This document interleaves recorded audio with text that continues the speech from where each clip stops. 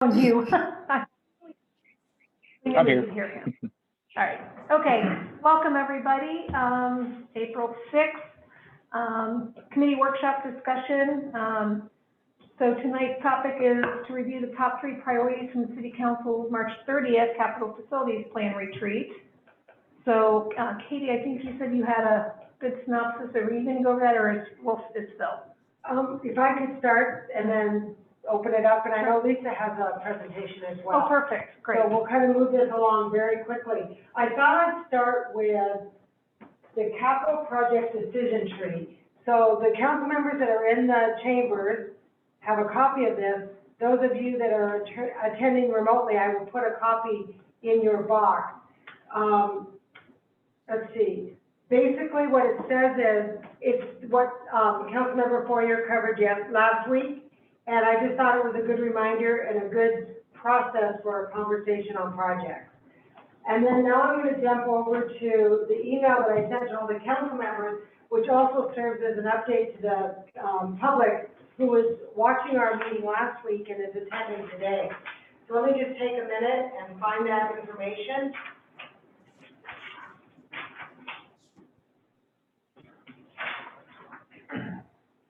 So, excuse me, Todd, I'm going to ask you to pull up a few emails as we go through this. One is all council members should have received a doodle poll, and I know this will get mentioned again, but I think May 7th, Friday, from noon to 5 or 6, depending on how long you want to go. That was the date that seemed to work for everybody. For the trailhead discussion. For the trailhead workshop, thank you. And if all the council members would like to attend in person, Lisa and I will start looking for another location, because I think we need staff there as well as council, and I don't think the council chambers would work well at this point in time. Right. The other thing that all the council members should have received was the boundary of the redevelopment agency boundary, so that you know it goes up to Euclid and pretty much follows the I-90 corridor, and then does drop down to Country Vista. So you should all have received a copy of that. You should have also received all the trailhead links to all the trailhead presentations. Lots of data there. If you want us to print those out, just let us know. Katie, real quick, we did have a citizen reach out to, I honestly didn't have a chance to follow up. Was that meeting either video recorded or audio recorded, and do we have that link?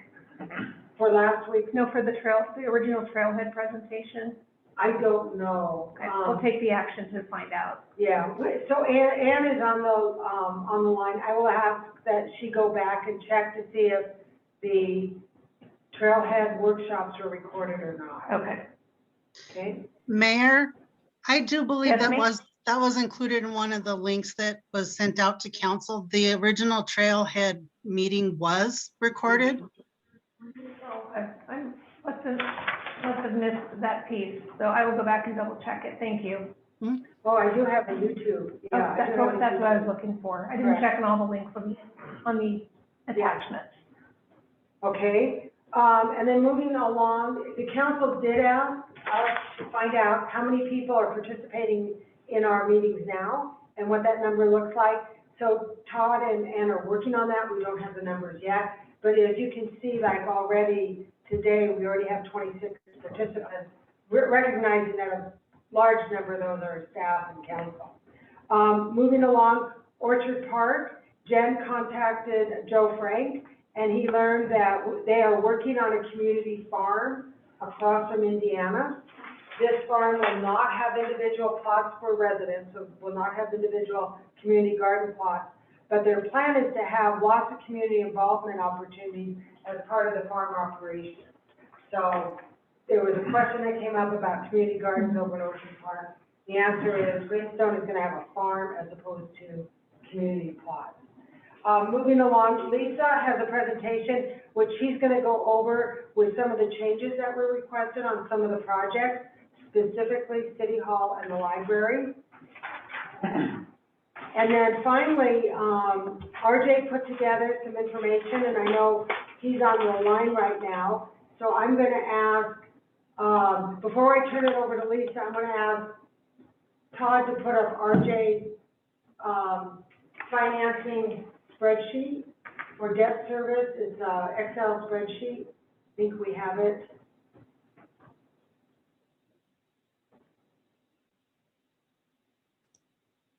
So as Todd's finding it, I'll talk you through it, and RJ can answer all of your questions.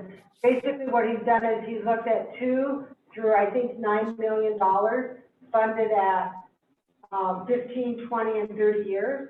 And what you'll see there is the debt service. So you can realize what the annual debt service is on all of those scenarios. In addition, he also has the interest rate. And as you all are aware, the interest rates are 1.48% for 15 years, 1.81% for 20, and 2.23 for 30 years. So, Todd, were you able to find that? No, I don't have that. Okay, I'm sorry. It was an email from Ann later in the day. Todd, I'm gonna email it to you, an Excel spreadsheet. I don't know if you have enough time to get that up. Okay, just a quick note, so going forward, let's make sure any of the presentations for the meeting gets to Todd before the meeting. Thanks. So, we have some vacation challenges, and so, yeah, that was probably an email that lagged a little bit. So while Todd's trying to find that, Todd, I did notice that you have the presentation for Lisa already queued up, so why don't we go to Lisa while you find the email that, There it is. oh, you just found it, there you go. So RJ, do you want to walk us through this? So you're looking at, and we can read numbers when we get closer to having an exact project that we're looking at, but this is looking at 4 different scenarios at different, what the debt service would be, payments would be on these different scenarios, 2 million, 5 million, 7 million, 9 million. So they're not specifically categorized or anything. These are just kind of give you a range of scope. So on these, you'll see some highlights where I highlighted kind of color in red and yellow. Yellow is kind of indicates just to make sure if we're going to take on that kind of debt service, just to be cautionary. And the reason why on 30 years is cautionary, even though it seems like a lesser amount, it's looking at debt service payments going out that far. When we're talking about potential build out being in the next 15 to 20 years, and if we're going to debt service something over 30, the concern is in those last 10 years, do we have the ability to meet the debt service? So if we have to, the opportunity maybe keep it within a 15 to 20 million year debt service, or 15 to 20 million, 15 to 20 year debt service. And red is probably one where I would exercise caution, because that does put a lot of that. That's a large debt payment, and that does put a lot of pressure on REACH or general fund backing stuff. So it doesn't list the percentages on this particular sheet. That's in an email that I will send out here later tonight, so y'all can see what the different percentage rates are on different types of debt service. RJ, did you have your email with the debt service? So, I'm sorry, what? They do have your Okay. email with the percentage of Yes, debt. Perfect. All right, anybody have any questions for RJ? Go Yeah, ahead, Ken. RJ, yes, yeah, thank you, Mayor. I have a question. RJ, can you refresh all our memory? When we were paying the payment on the golf course, correct, was that 138,000 a year? We were paying on that? You know, it was 160,000 Once, when we were doing 168? you're saying that debt service on Trailhead, right? yes, Yeah, it's at 167-ish. okay, about 168? Yeah. Okay, then let me ask you, of the, our property owned by Greenstone, we just paid that off, I think, last year. Wasn't that 68,000 a year? We paid that Yeah. off last year. It was about 162,000 a year. When you looked at last year's payment, that was a half year Oh, right. ending. So So about 100 and what? 160, 116? 160,000. All right, why I bring that up is that I remember years past of looking at this, that we were at the point comfortable spending 168,000 a year. We're also comfortable spending 160,000. I don't remember the number of years we had that out, but that's $320,000. So I think as we move forward, I think it's important for all of us to realize that we were used to in the past of spending $320,000 a year, and we weren't in a pinch. And since then, our revenue has increased substantially. So I think that's important for us to keep that in mind. RJ, I was going to pose one other question that Councilmember Foyer asked last week, just to see if you had been able to find the answer, and that is, can you commit to a bond, a debt service with an interest rate, a term, and a dollar amount, and delay the construction of the project? Or use it as we need it. Yes, so I still am waiting to get the, because there's a different couple takes you can do on this, so I don't have that information available to you yet, but you will have it.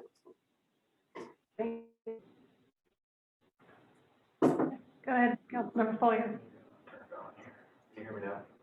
You should be able to see a green light. Just get it closer to if you could. Perfect, thank you. I almost lost my train of thought there Go for for a second. Don't do that. A question, RJ. We've identified debt service 168 per year on the trailhead, 160 on the property over at Sioux Center. Is there anything else that we're missing that we should take into consideration that we don't have that we previously had to pay? If you're asking comparisons like when we had debt service in years past compared to now, maybe one cautionary thing, cautionary is when we did the debt service back in 2005 and 2006, we did have general fund paying for that. We've changed our model of service since when we originally took on that debt. We have more departments, more operational costs than we did 15 years ago. So even though we had the ability to pay for it, $320,000 debt service, or I think it was actually even larger because you throw on City Hall and we had a note on the golf course as well. We had probably closer to $400,000 a year debt service. I would recommend really looking at the REIT funds to make your debt service payments with the general fund backing it up. That way you're not taking any, your operations aren't competing with your debt service payments. Right. Maybe I should rephrase the question. Anything within the last 3 years that's fallen off? Anything in the last 3 years been great. Nothing I can think of. Right. Thanks, Reggie. Go ahead, Mayor Pro Tem. Yeah, RJ, you also jogged my memory on the golf course. Was that like a 15 or 16 year payout? Golf course, I believe was 15 year. The debt service was also 15 year, but we paid off the golf course, the bond portion early back in 2011 because I had an early prepayment ability for us to pay it out early. Okay, thank you. Mm-hmm. Any other questions before we move on? I don't see any. One quick one. Go ahead, I'm Councilmember curious Foyer. to know the answer on the same question on the Sioux Center land. How long was that? RJ, do you know the duration of Town Square? Town Square was also 15 years. So just kind of on the side, just for some historical information, when the city bought the police station and the library, I believe they paid cash for that building. But when we bought City Hall, did we take out a loan for the debt service on City Hall, RJ? And if so, what was the duration and what was the dollar amount? I believe on City Hall, that was also 15 years. We did pay that one off a couple of years earlier than anticipated. Yeah, because I remember sitting here during one of the meetings and we shredded the document, so. So we've had four debt services for 15 years, and they've all been paid off. And how much Correct. is City Hall, sorry? Do you recall the dollar amount for City Hall, RJ? Give me a couple minutes, I'll have that for you. Again, no, I think it was 800, less than, I think it was about $900,000. RJ's gonna pull it up. So just get my attention, RJ, when you've got that. Okay. Anybody else have any other questions? Okay, looks like. Good information. Do you want to move on to? Let's have Lisa go over, and one of the things that we want to point out is that we want to make sure we understood you correctly as it relates to all the projects. So what she's done is organized it in such a way that we're looking for your feedback and confirmation. Lisa? And we need that presentation. Todd, we're going to flip over to the PowerPoint that Lisa put together.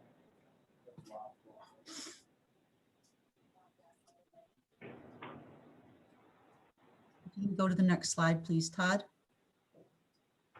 So first, I paused for a second just to try and summarize what we heard from you at the last meeting.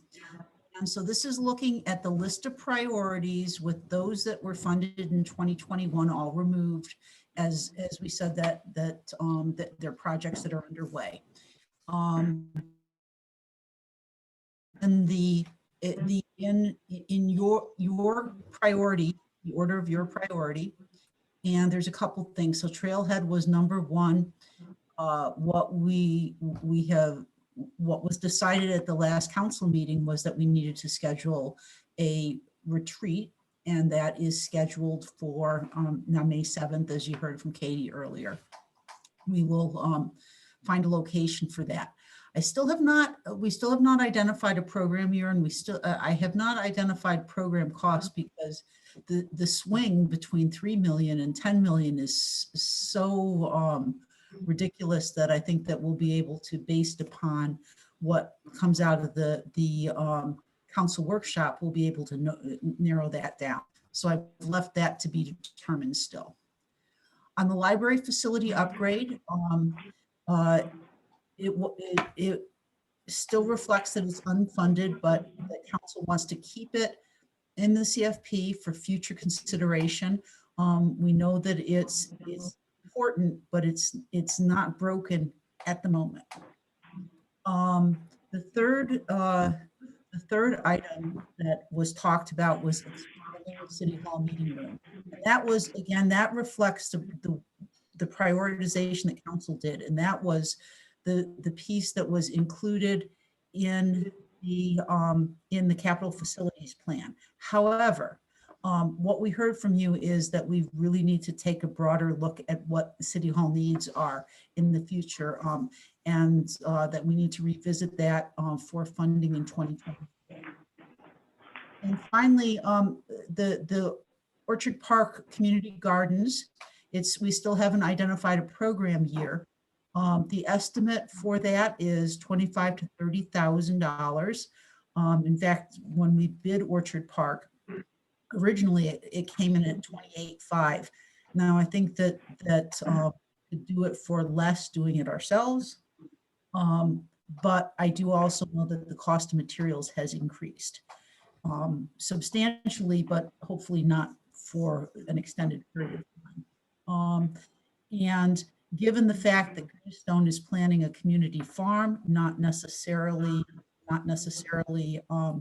community gardens, that people could sign up to have their own garden plot. We have put that back in there with the estimated cost, the year to be determined by you, of course. And then the next three have all been, funding has been identified and program years have been identified. And that is where we got, as far as we got in the discussions last workshop. But we also took, I also heard a lot of feedback as it relates to things that should be shown in there, things that shouldn't be shown in there. And we, staff took that to heart, and we will be reformatting reformatting the capital facilities plan, and we'll get you an early working draft of the 2022 to 2027 capital facilities plan that we can keep as a placeholder. Next slide, please. Todd, next slide, please. So we would propose to reorganize this, starting with the draft of the 2022 to 2027 CFP, the working draft, and that we're going to really create separate chapters. So for parks, facilities, transportation, including trails, rolling stock, and technology. And the technology piece is something that we started doing this year, in part because it helps everyone to track where we're at with it, but also because it's something that the state, it came up in one of our audits that they wanted to see us doing. So we'll have a separate chapter. You don't have to pay any attention to it if you don't want to. But we'll set it up so that you can focus on each separate, whether it's the parks, whether it's city facilities, whether it's transportation, etc. And we will have in it a separate spreadsheet, the executive summary will summarize it all, and then we'll have a summary for each section.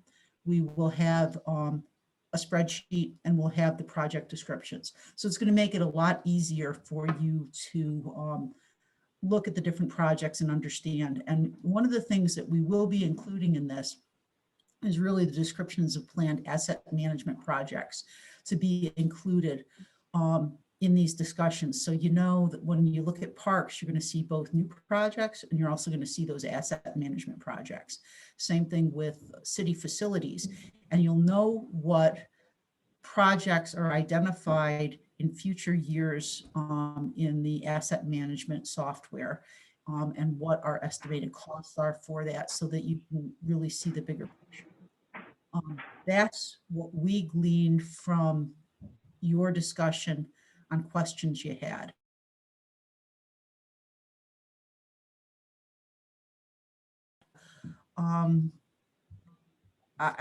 That's really all I have in terms of summary, but I welcome your feedback on this summary. I welcome your comments, and if you, for continued discussion, we can switch back to the prioritization sheet if you so desire.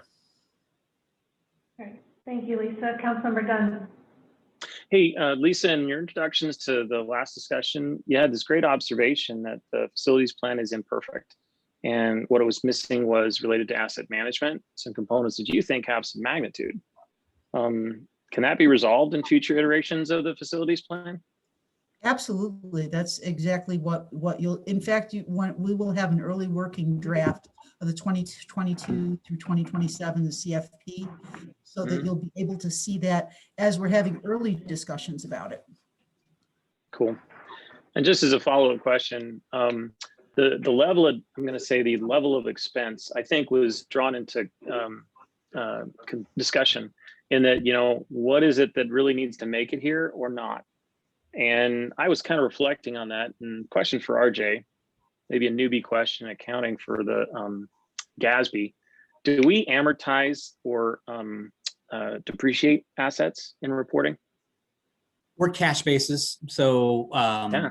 we don't do an amortization or depreciation of our assets. We recognize the full cost when we buy them.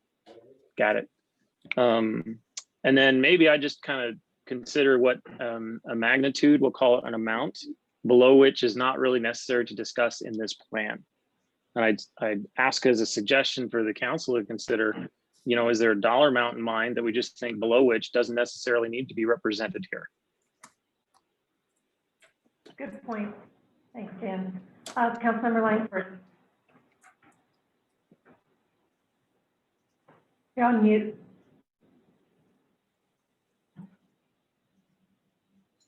Thank you. Sorry about that. Lisa, thank you for what you've done with this. I like the new format. I think it's going to make it a lot easier to work with.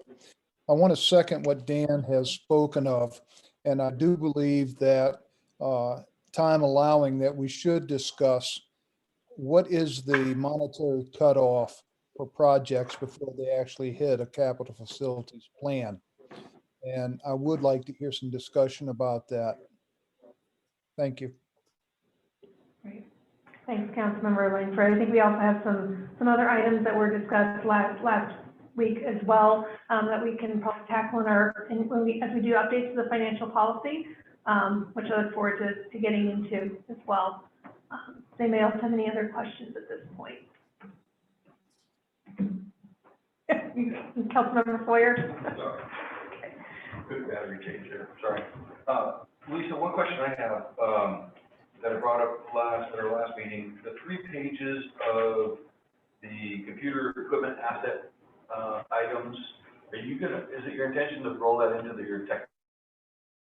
Absolutely, absolutely. And again, this is, what is the term that the auditors use? It's attractive, Small and attractive assets. small and attractive assets. And this has, the CFP has turned out to be a very good way for us to track and plan for replacement over time, something that hadn't happened a lot previously. And it's one of the reasons why we realized the need to really upgrade servers and such like that. And so I think it's a really good way to, again, you don't need to pay a ton of attention to that, but it's a really good and useful tool for staff in the city to kind of anticipate what our IT expenses are going to be. Go ahead, Katie. So one thing I have to admit, I made a mistake last workshop, and I said that LLPD stood for Liberty Lake or PC police cars, and I was wrong. That stands for computers. And so going forward, we will be including the police department's rolling stock vehicles in our capital asset inventory. And we won't call them PCs. And we won't call them PCs. I thought PC stood for police car, and I was wrong. So I have to go on record by making that correction. Thank you. Does anybody else have any questions or comments at this point? All right, so I guess, Excuse me, Mayor, I do have the debt on each of the facilities. perfect, thanks. So I think the question was, what was the City Hall bond? It was 1.2 million was the original debt issuance back in June of 2004. And we paid that off it was a 15-year bond, and we paid it off at the 10-year mark. And the interest rate was 4.5%. Does that answer the question? I can go through the other 2 debt instruments too that we had at the time. What was the payment, RJ? Do you know what the payment Payment was on that? $108,000 a year. Thank you. Well, I thought that interest rate was great then, right? Yes, that was back Great then. It was a good for interest. students. Okay, thank you. Anybody else? Okay, I do want to mention the resolution. yes, sure, go ahead. So just another tickler for the council to consider. I prepared a copy of prior resolutions and priority projects that councils have put together, 2016 and 2017. And you might consider doing this again. It's a list, it's simple, it's not strategic, it is just a simple list, but it adds the clarity of those projects that are your priorities so that we can put the budget to those projects that are a priority, and then we can manage our resources accordingly. So this was very helpful in those years, and I would recommend that we consider doing this again. Thanks for sharing that, Katie. I think that we can probably add that to our topic during our retreat on May 7th. Yeah, and so Todd, right now, for those of you in the audience that haven't seen what the council had done in the past, Todd put up the resolution, and Todd, if you could go to the next page, it's really a listing of projects. And I guess the positive thing is that we have accomplished a lot in the last few years, and a lot of the projects that were listed here as priorities have been completed. So just wanted to mention that. Yeah. Congestion relief at Mission and Moulter, that jumped out at me. We did the roundabout and some other frontage improvements over there. We're knocking off Harvard Road Harvard overpass and the Road. interchange. Very way. A great measure. And I think we should encourage doing this every year. updating it, kind of like with, I hate to compare us to Olympia because that's probably not a good thing, but, you know, they have broken the tie between the budget and specific projects. They put the numbers together and they have a different list of projects that they refer to. And so we're kind of in the same boat here when we put this in a resolution and we fund the budget with the dollars. So it's everything from the ball fields over by the elementary school to the Orchard Park planning effort in the River District. There's a whole slew of projects that have been put together for our community. Great. Councilmember Kurtz? So I love this. I love that it is simple, it's clear to read, and I would love to do this as part of the budgeting process this year because I think it will just make it clear what we're working on. Love it. Hope to do it. Yeah, I kind of see it being done at least early in the budgeting process, so the staff knows where to focus. Yeah. So if we can get through the majority of it as part of our May 7th meeting, that may not be able to happen, but let's kind of keep it on our list for that late in that meeting. And if not, then we can tackle it further. Go ahead, Lisa. Yeah, so that's what I was going to say, that this tool would be absolutely phenomenal in helping staff draft the 2022-2027 capital facilities plan. So if it was possible to do something like this closer to the summer, that's really when we get hot and heavy into starting to put that together. Sometime this summer, it would be phenomenal help in helping us reflect your priorities in that capital facilities plan.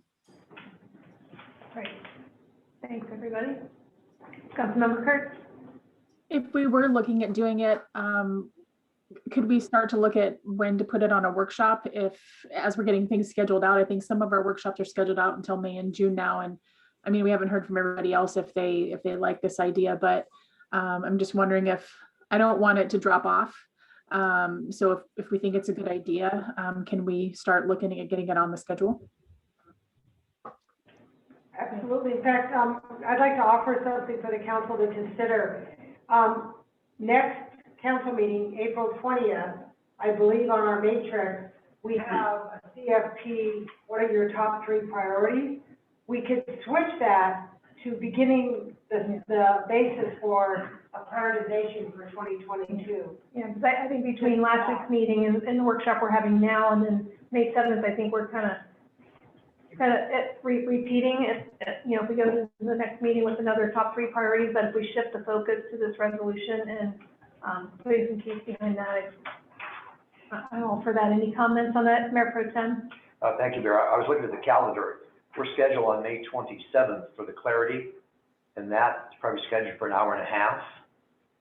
So if we're punched for time, if we're going to meet, if that was going to take an hour and a half, hour and 15 minutes, no other date is available, maybe we could add it on to that It's our off Tuesday. consideration.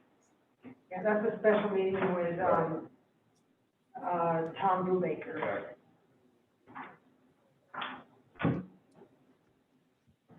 Any other comments? We have the 6 o'clock workshop available on the 20th. If we started then, I don't think we can get through it, but I think it would be great to get it started. Yes, go ahead. Yeah, I think it's logical. We could actually start that at 6 and then have the Brubaker at 7 o'clock. No, I'm going back to the week before, so we started on 4/20 because we kind of had to have an open spot there, and then if we need to continue it, maybe we'll need to get buy-in from the rest of the council for the special meeting night, but maybe we could do another hour on it, like you said beforehand. Let's see how far we get. And Mayor, I misspoke. Actually, April 20th is term limits. Oh, okay. I made a mistake. That is So then let's take term limits is at the 7, and the top 3 priorities are at 6. So if you want to change the 6 p.m. workshop, there's a copy. Yeah, well, it's up on here, so. Okay. Thank you, Todd. So April 20th at 6 p.m., top 3 priorities. Yeah, that's what I'm talking, Yeah. about, is that's where we would do We it. can talk about. So if we can update the list and, you know, it's on the same topic, but getting more in a granular level with the resolution. Any other comments? Not hearing any. So I think we're pretty much up to date, between now and 4:20 for our priorities. Does anybody else have anything to add or comment on? Kind of, go ahead, Councilmember Dunn. You know, I'd introduced as a conversation topic, a limit or an amount related to the capital facilities plan. I'll ask again if there's any responses from other council members in amount, and I'd volley and say, I don't think I need to see anything less than 30,000.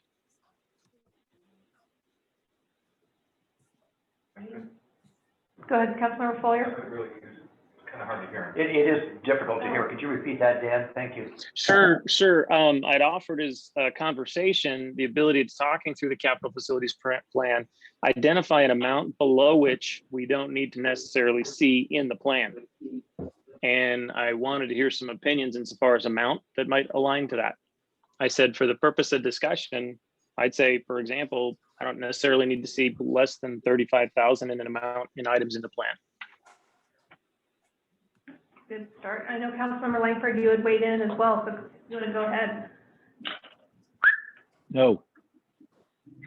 No. Thank you. So, RJ, can you tell us what amount the budgets can absorb without showing up there on the capital facilities plan?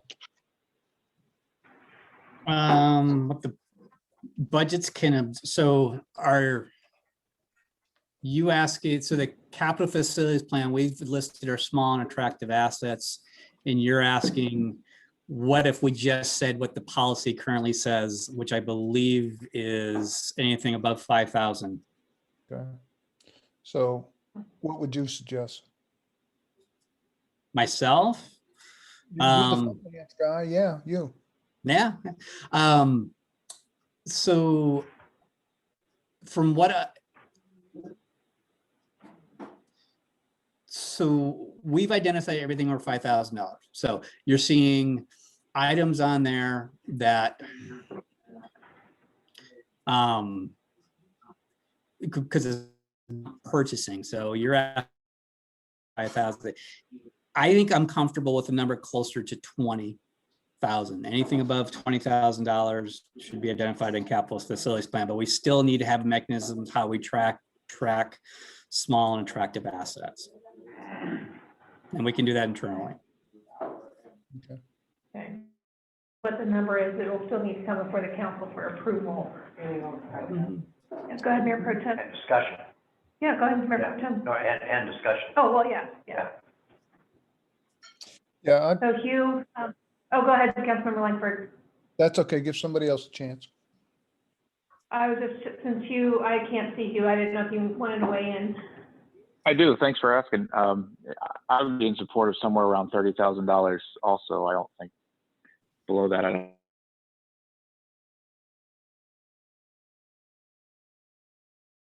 advertise that much. So I've heard 20, 25, and 30.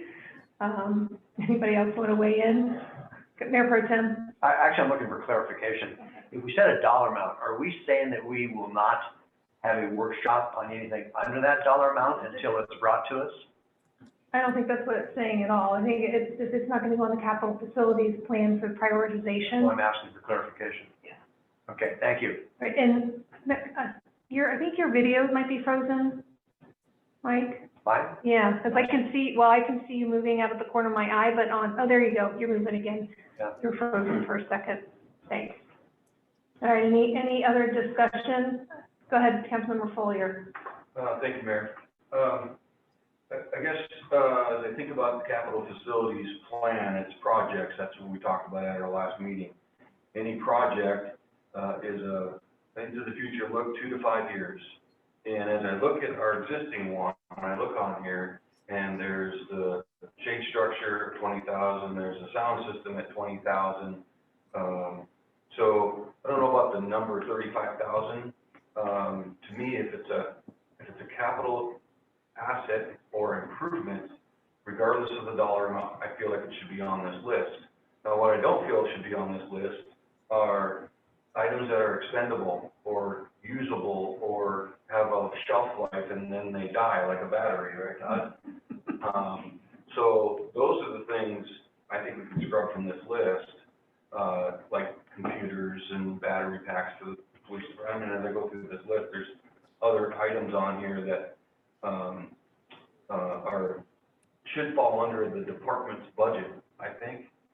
And the reason I say that is I look through this list, some of the items under 35,000, I'm just using Dan's number, I'm not saying it's good or bad. But as I look at some of the items under there, one of them is a solar powered school zone speed limit sign. So, I think it's good to have it on here just for awareness, if anything. But some of these have to be replaced or maintained or just replaced. So I think if we keep it on, even though it might be only $5,000, we'll know in 6 years we've got to replace that. So it's just fill in the blanks at some point. And just thought. So any feedback from anybody? Go ahead, Katie. If I'd like to offer, and it's been too many years, but I can do some research between now and April 20th. There is a definition, an industry standard definition of a capital improvement versus a maintenance. And I think it's like if you have a building and you put dollars into that building and you extend the life of that building by 25 years, it's now a capital investment. Re-roofing a building is not necessarily a capital investment. So maybe what we could bring back to the council is some clarity as to what is a capital improvement versus what's an operation and maintenance, you know, battery packs and so on and so forth. Obviously, capital facilities, city facilities, take dollars to operate and maintain, whether it's, you know, your HVAC system, fixing leaks, roofs, plumbing, the whole 9 yards. But I think perhaps we could bring back some better definitions to provide that clarity. I think that, go ahead, Councilmember Floyer. I just pulled up my presentation from last week, and this slide came to what is capital facilities. This slide came from the MRSC. Okay. Took it fair and square. But it says streets, roads, sidewalks, water system, sanitary, storm, solid waste, schools, parks and recreation facilities, police and fire, telecommunications, rolling stock, public buildings, bridges, airports, so on and so on. So any major long-lasting asset, including land, is what they're saying a definition of items that should be on, I shouldn't say definition, items that should be on the plan. Correct. And the only thing I would differentiate is the construction cost versus the operation and maintenance cost. Right. Two different things. Yeah. But I think between the definition and maybe marrying that with a dollar amount, because there are things probably that are considered capital facilities that we probably still want to see on the list, and maybe, I don't say vice versa, but maybe it's between the definition and maybe if we start with 20,000, we can kind of look at those numbers as we start through the budget process. And I think it'll be a really good way for us to work through the capital facilities plan for next year as we walk through that and see as that gets updated. Lisa, you said you're going to have a draft, so maybe that's a great place for us to start having these conversations about the smaller dollar amount items and where we want to draw that line. Please, you've got your hand up. Sorry. Yeah, so I wanted to just remind council that the reason why the asset management piece was married to the capital facilities plan, it doesn't have to be that way, but it related back to your strategic plan, where one of the things that you identified as being super important was actually maintaining the quality of the capital facilities that the city had already invested in, and to maintain the value of those. And so the asset management piece of it,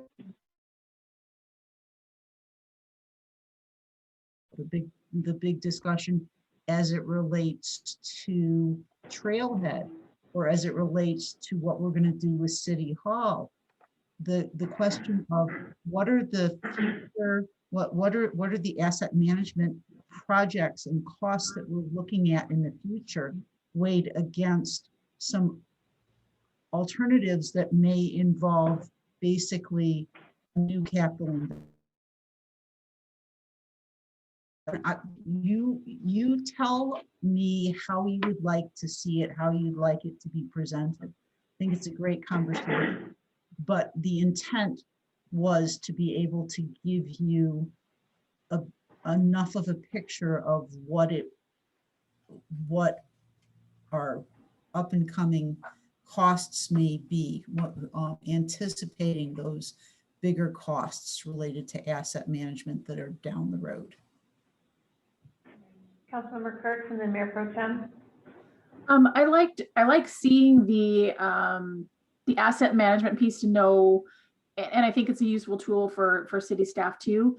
I think for me, trying to separate out, I feel like the asset management piece is definitely going to be funded in the budgeting cycle versus decisions we have to make about adding to things. If that distinction can be made, I think that's, if we're looking at what we want to see and what we want to weigh in on, if it's something that we budgeted for a, my brain left me, for maintenance, routine maintenance, I think that we've got those lines in the budget. I like the idea of seeing it, but I don't know that we need to discuss it, if that makes sense. Does that make sense? I can't tell if you're rocking or nodding, Lisa. I'm nodding my head. I'm nodding my head. And I'm also agreeing that I think it's valuable for you to see it, because as we talk about what staff resources we have available to deliver projects, Right. An asset management project is still a project. It And is, yes. So it's still valuable for you to recognize what staff has on their plate, and the decision, you always have the decision to, if we don't have enough staff resources, to carry something out, to add staff resources, or to shift the priority. And I think that's helpful in the conversation also. Right. I think even for me, as far as when we were talking about just kind of how to lay it out, and what I think I heard, well, what I heard you say is that some of this stuff is useful for you in how you plan your year. So it needs, I think one of the goals is for it to be something that's actually functional for you and not catered what we need. There's got to be a balance to it, right, with the document. And even for me, just something as simple as in the Excel sheet, having a different tab for the asset management piece, which I think you guys were looking at sort of parceling some of those different topics out. But I just want to make sure that you guys aren't going to like an incredible amount of trouble and making it something that isn't usable for you on a daily basis.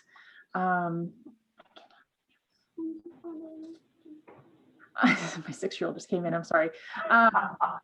So again, my brain left me because my 6-year-old's here. So yeah, I just want to make sure that it's something that works for you guys on a daily basis. And I think that with the budgeting process, the asset management piece, I feel like we definitely have line items for that. And I feel like that feels like the place to see those is in the budget. That makes sense. Mayor Pro Tem, I think you had a. Thank you, Mayor. I'm in favor of, I like Katie's idea of putting some of this stuff together and bring back to us. I think it'll assist us in moving forward. I don't know if this is really a time that we can just arbitrarily, I don't know if I'm comfortable arbitrarily just grabbing a figure now and say that's what we're going to go on. The back and maybe have a little more discussion on what Katie's proposing and what we've discussed about tonight. I think decision making on a dollar amount. And I think it's great that the subject came up. It's definitely something we should take a look at. One point I will make is, just remember back to last year during the budgeting season, it's because we were going through all of those projects on the capital facilities plan that the council asked to add a project manager and think about what may have happened if all of those things were. So if we hadn't had all this in front of us, we may not have made the decision to add a body to help get some of these things moved forward. We had the money, we just didn't have the personnel to manage them. So we need to weigh that information as well. But, great topic. I'd like to see some more, and we can keep moving this along. Anybody else have any questions? We've got about 10 minutes till our regular meeting. I don't know if you want to wrap this up. Oh, yeah, go ahead, Phil, go ahead. Thank you. I've gone through the capital facilities discussion with the council and a budget session with the council. And I'm trying to recall at what point did we get recommendations or feedbacks from the department heads, specifically streets, for example, on, hey, we're going to need to replace whatever it is 5, 6 years from now. Is this to be looked at as a tool to help them for their long-term planning too? I mean, at what point in that process, in that discussion, did we say we need to anticipate replacing one of the mowers 5 years from now? Which we just had that discussion not very long ago. Yeah. I'm sure that one will wear off. At what point in this process does that come into play? I'd love to answer that. Great question. When the mayor puts together the budget for the coming year, there's a lot of exchange of ideas between exactly those projects that you're identifying. So let's say an overlay on the street. Let's say a mower that's down at the golf course that needs to be replaced. Those are just a few examples. Those examples also lend themselves to the PD department, police department, as well as the library, trailhead, et cetera. All of those ideas go to the mayor. Then the mayor includes those in the budget. That comes out generally in October, the first meeting in October.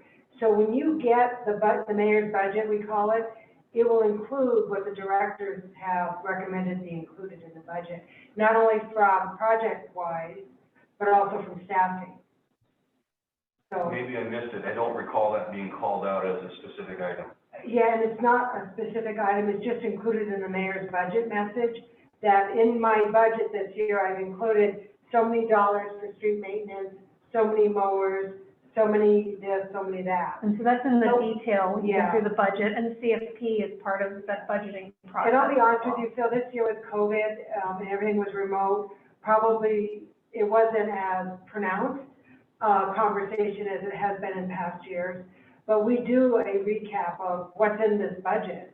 What does this budget include? And we mentioned, and that all comes out of the mayor's budget message. And I guess if I think back, the summary page of the budget explains those items. Is that fair? It's on a high level. Yeah. Exactly, not on a detailed level. So, Well, so the more the detail comes through, so having been through this for so many years, and Odin has too, and a lot of people have been through many budget seasons, I think every year that goes by, we've been in a much better position with regards to information. For example, when Chief Asmus put in his vehicle rotation plan, that helped us plan for the cars.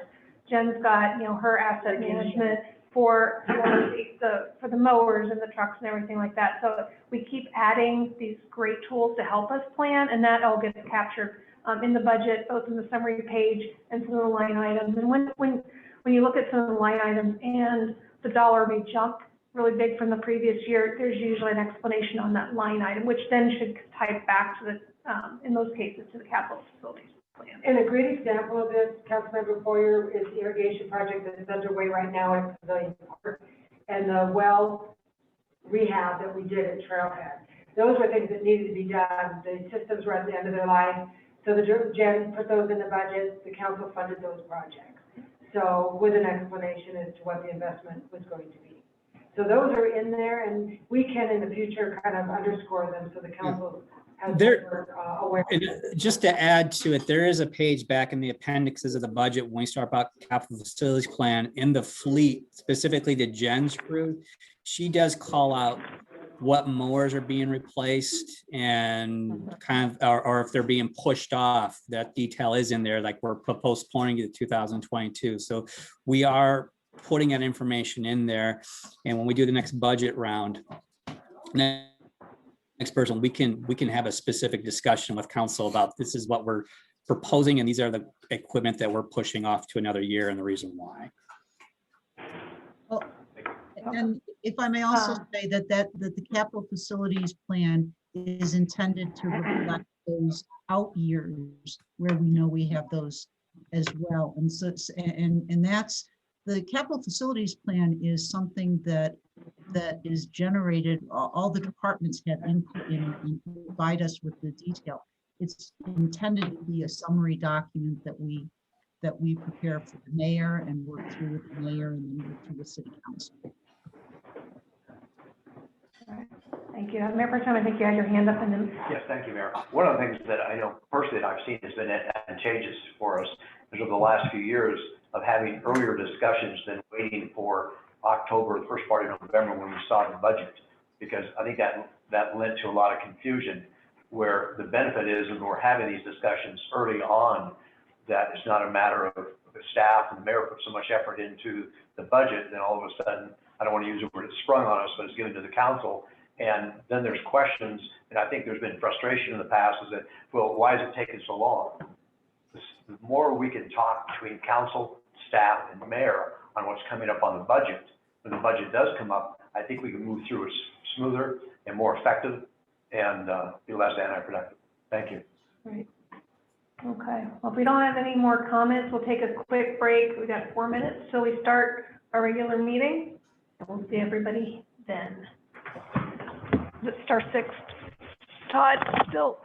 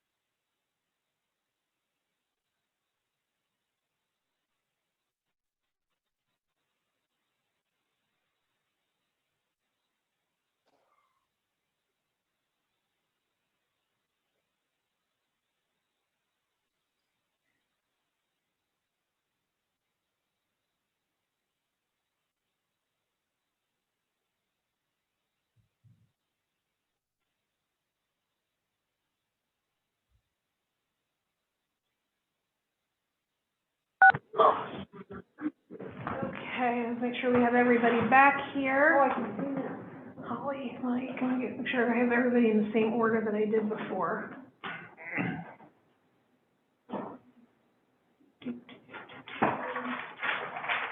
Okay, give me just a second, everybody. Sorry for the delay. I'm trying to make sure I have all the council members in the right order on my screen, so I can make sure I can acknowledge them.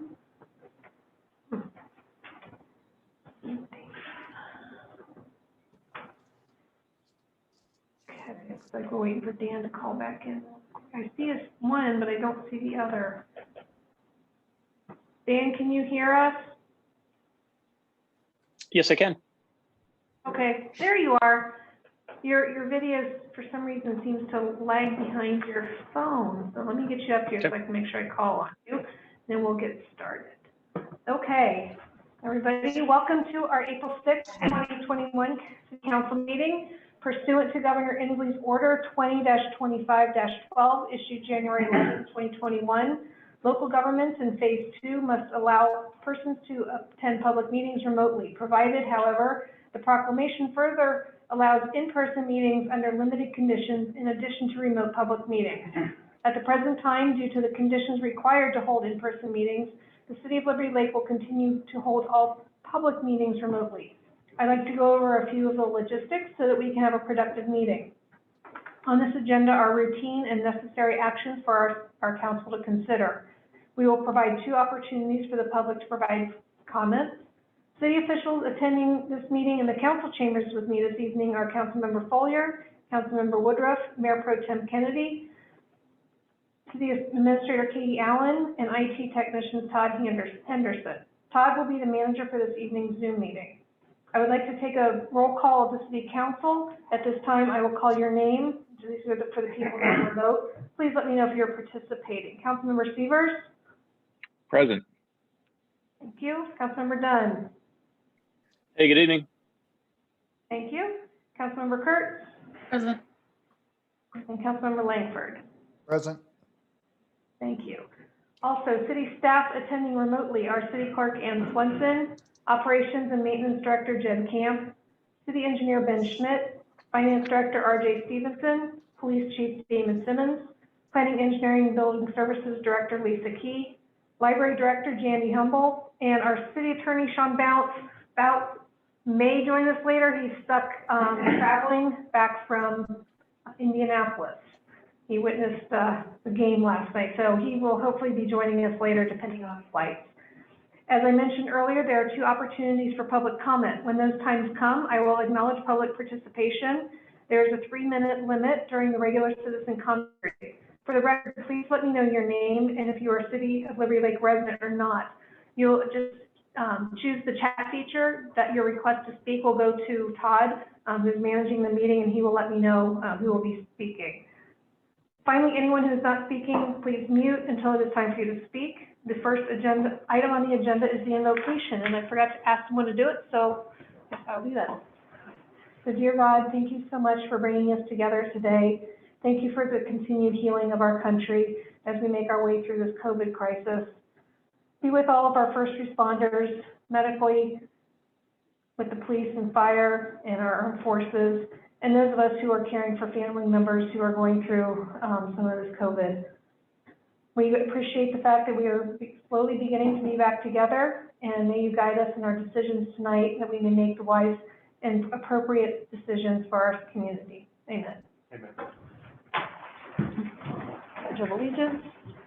I pledge allegiance to the flag of the United States of America and to the republic for which it stands, one nation, under God, indivisible, with liberty and justice for all. Okay. All right, so official roll call. I know I called a little bit earlier. So we have Councilmember Woodruff. Present. Mayor Pro Tem Kennedy. Present. Councilmember Follier. Here. Councilmember Kurtz. Present. Councilmember Dunn. Still here. There you are. Councilmember Langford. Present. And Councilmember Severs. Present. Okay, thank you. All right, and we've got agenda approval. I believe we have some changes. We do, Madam Mayor. Thank you. For the council's consideration tonight, we have several things to be added. I want to make a motion that we will need to add the GSI motion to reconsider. That's already on the consent agenda for 10D. A motion is also for the add, it would be 10H, the Microsoft 360 contract. Also would be on item number 13, ordinance 272. The motion is to suspend the rules for the first read ordinance, and we allow the first and second read ordinance tonight. That would be the motion. So is there a second to the motion to, thank you. Second. Councilmember Wood. We've got a couple seconds. Any discussions on the proposed amendments? Councilmember Follier. Yes, thank you, Mayor. Regarding the first and second reading on the ordinance, isn't that something, action we take at the time? Yeah, but just want to know that that's what we'll be doing. Okay, thank you. Thank you. Any other discussion, questions? And sorry, I'm still trying to get Councilmember Dunn up here. I don't know why. There he is. Still working on getting you up there, Dan, sorry. Okay, all right, so, no discussion, all in favor of the, proposed amendments to the agenda, say aye. Aye. Opposed? Was that a for or against you? I apologize for the delay. 4. Thank you. All right, so motion passes. I make a motion on the agenda that's approved as changed. Okay, is there a second to approve the agenda as modified? Second. Seconded by Councilmember Woodruff. Any discussion? Not hearing any. All in favor, say aye. Aye. Aye. Any, there we go. Any opposed? All right, hearing none, the agenda is approved as amended. Now we are up to citizen comments. Todd, do we have anybody who wants to make a comment? Not yet. I'll give it a moment. If anybody wants to make a citizen comment, if you could please shoot a quick chat message to Todd in chat. We'll take your comment. Nothing? Okay. All right. There we go. All right. So we move to announcements, proclamations, and special presentations. Normally at this time, our city clerk would read the proclamation, but given that this one is kind of near and dear to my heart, I asked if I could go ahead and read it. So I don't know if Melanie Thomas is on with us. Melanie, if you are here, I'm kind of looking for you. She is the one who brought this proclamation to our attention. She is the current Mrs. Washington 2021, and her platform is infertility awareness. So hopefully if she's on here, Todd, she'll let you know, but I'm going to go ahead and read the proclamation after a quick story. So the reason I wanted to read this is just due to personal struggles that we have faced in our family with this issue. I'm adopted because my parents had issues way back then, and there weren't quite as many solutions. But personally, my husband and I went through a lot to finally get to our son, who is now 18.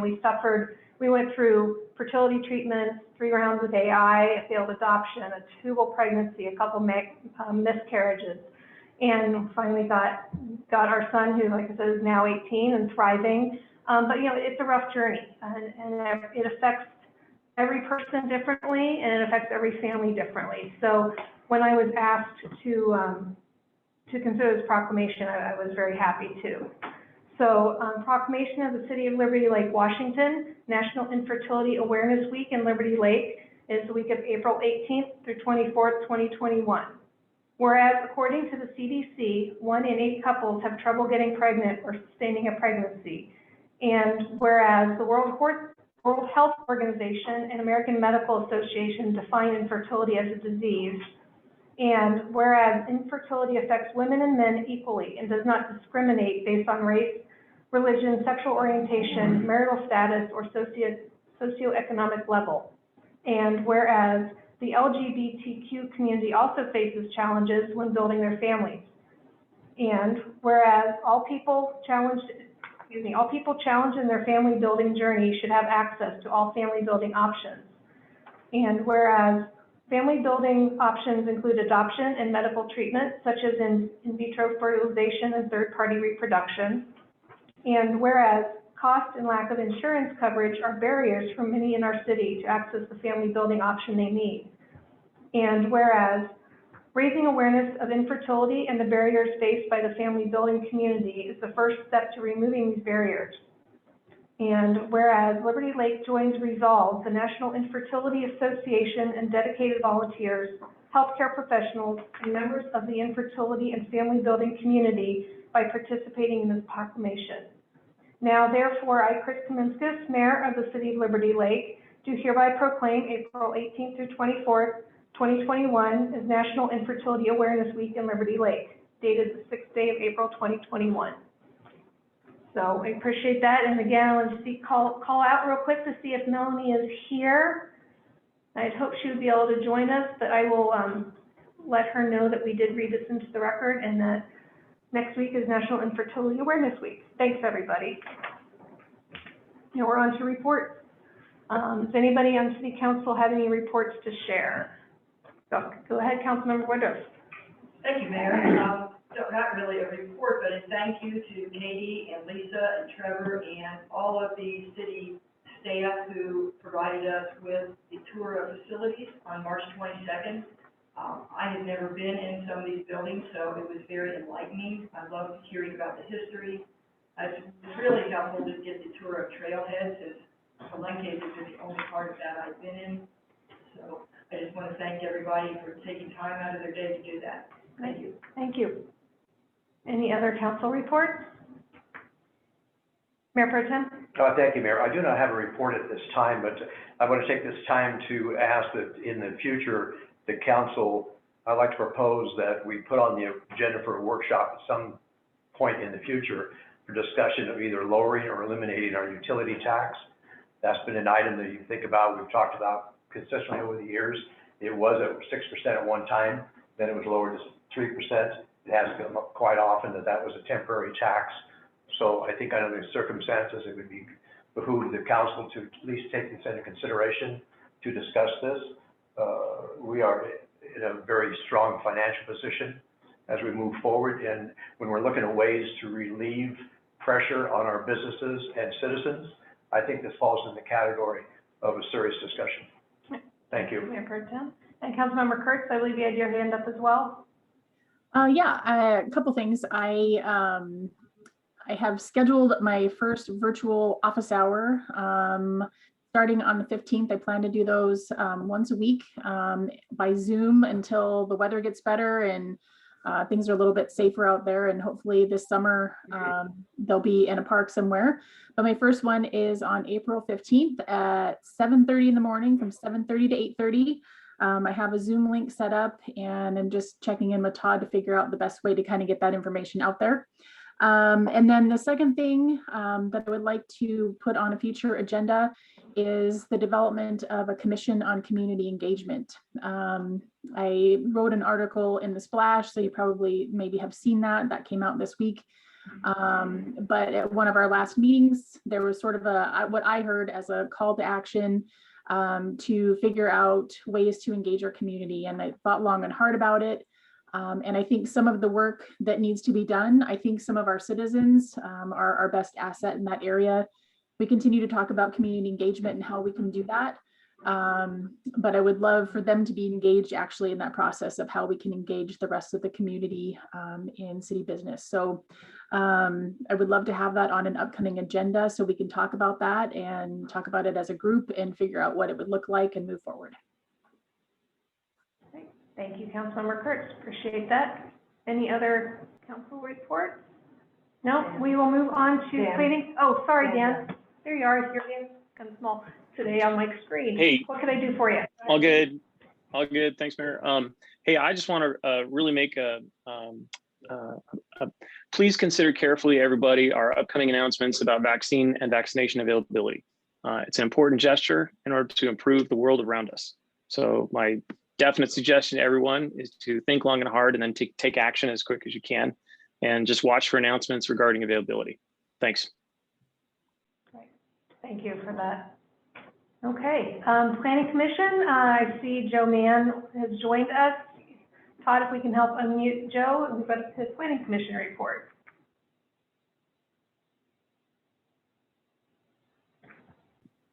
I think I'm unmuted now. There you go. Thank you, Madam Mayor.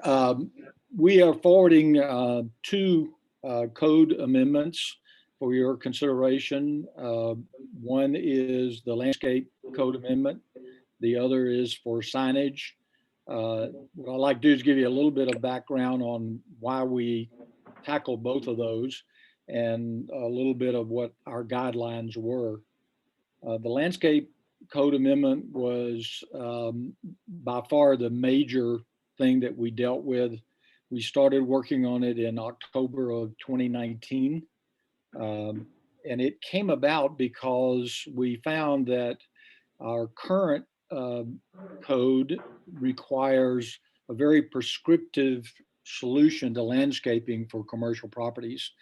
And what we have found over time is that we were overplanting.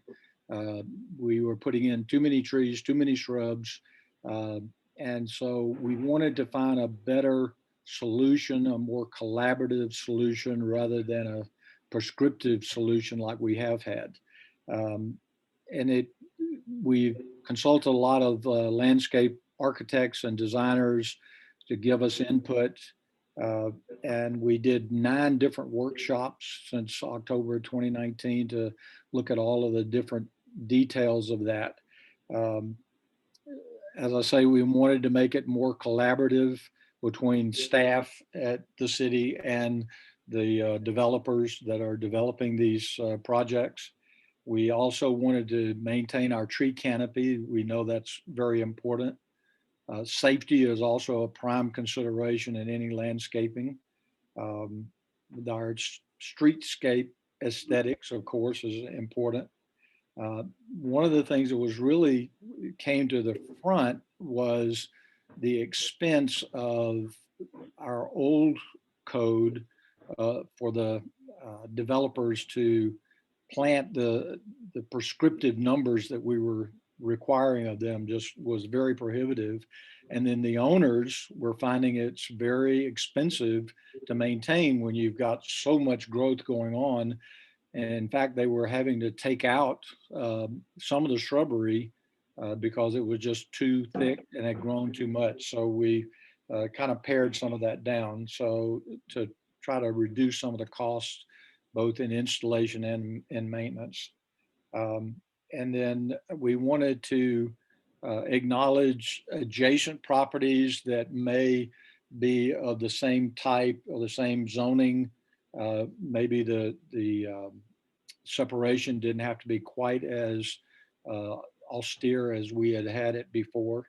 In addition, we wanted to reduce water usage as well.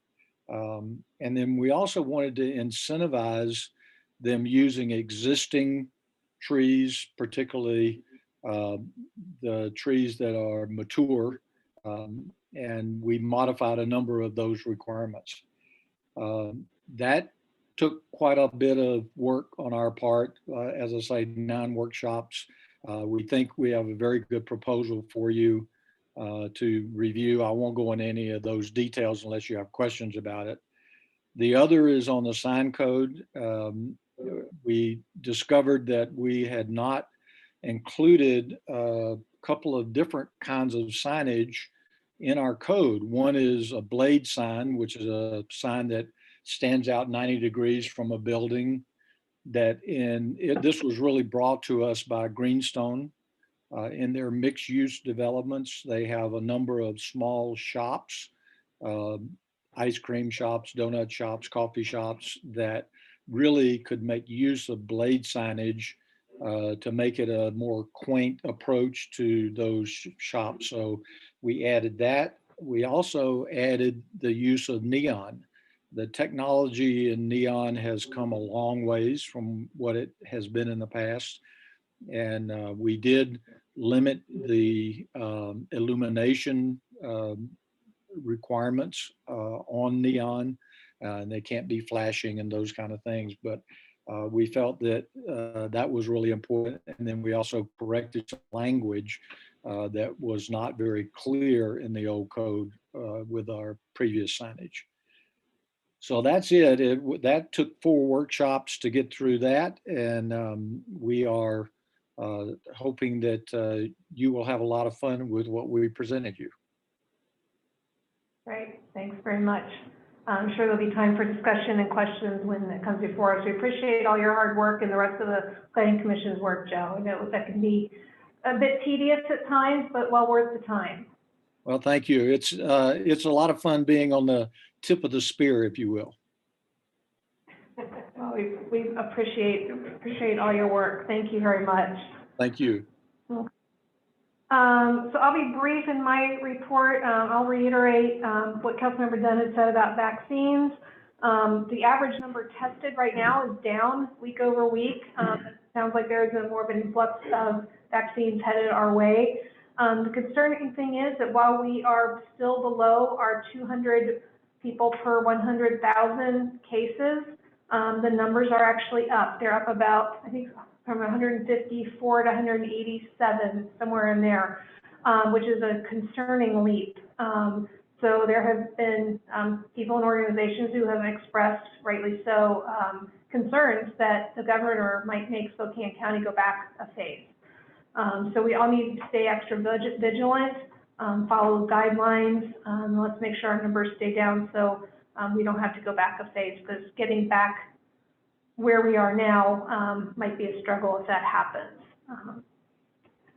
Other important notes, so Thursday, you've heard us talk a little bit about the 20% tax that the city of Spokane is talking about putting on, Katie, correct me if I'm wrong, the Spokane County Water Reclamation Plant, is that? Correct, those residents that pay their sewer bill to Spokane County. Right. So, long story behind it, I won't go into it, but we do have a meeting. So City of Millwood, City of Spokane Valley, the county, Liberty Lake have joined together along with our attorneys to try to fight this. We do have a meeting with several representatives of the City of Spokane on Thursday morning. We will actually be there in person. So it'll be interesting to see how that goes. I'll have more to report, but I expect this to probably go to litigation would be my guess.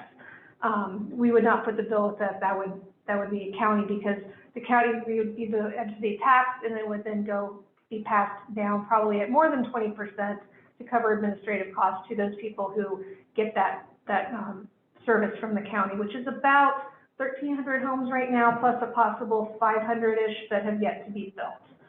And it also affects the school district as well, and a whole bunch of other entities. So we'll be watching that closely. We have 4 applicants for the 2 openings on Planning Commission, so we'll be scheduling those interviews hopefully here yet this week, and we'll have the council involved in that as well for the confirmation. We'll keep the council posted on that.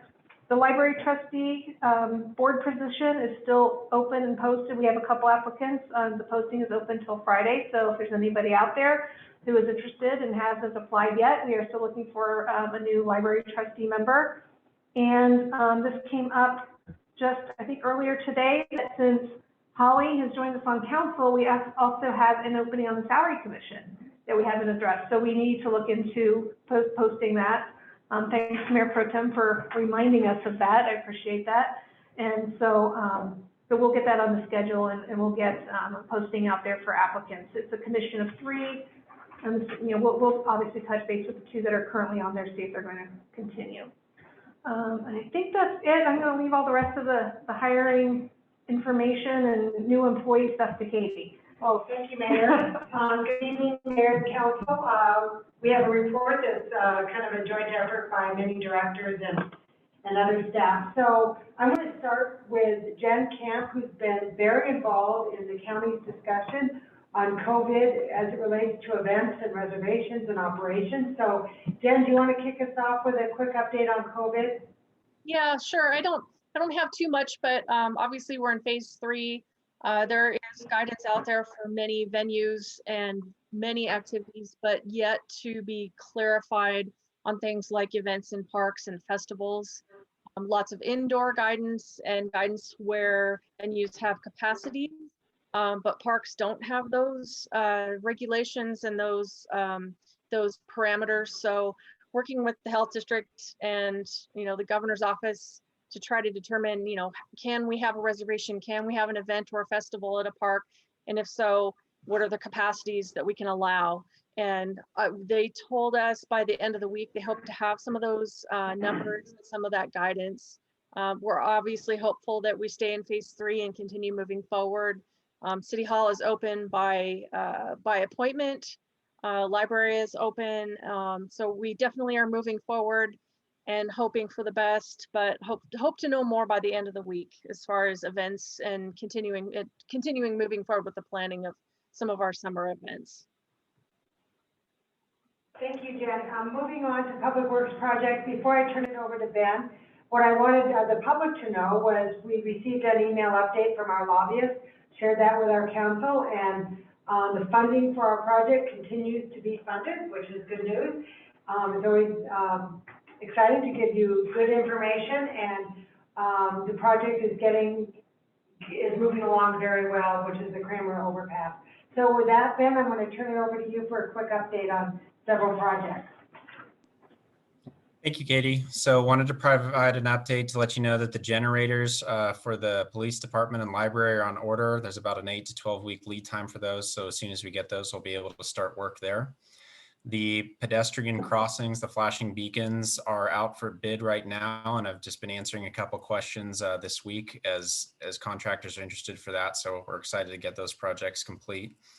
And then also wanted to provide an update to council and citizens about the information that we gathered from Kramer Road right now. So as a lot of folks have seen, there's heavy truck traffic that was using Kramer Road before, but is now being kind of redirected through some of the private neighborhoods and around the area because of the road closures there. And this week, we just got some geotechnical information back for the subgrade of the roadway, which was the big thing we were waiting on to make a determination if we can open that roadway or not. And found out that our subgrade is actually really good. That basically the structural integrity of the road underneath the top layer is really good. And we want to keep that intact, because if we were to lift the closures right now, the surface life is at the end of its usable life.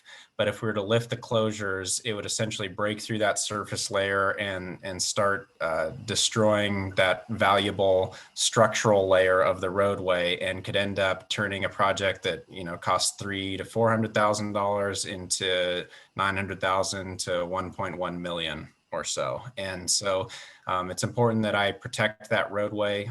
Just to let everybody know, we are applying for a grant at the end of this month to try to get some overlay. So hopefully we can protect that, get that in design, and then do that work next year as part of the conditions of the grant.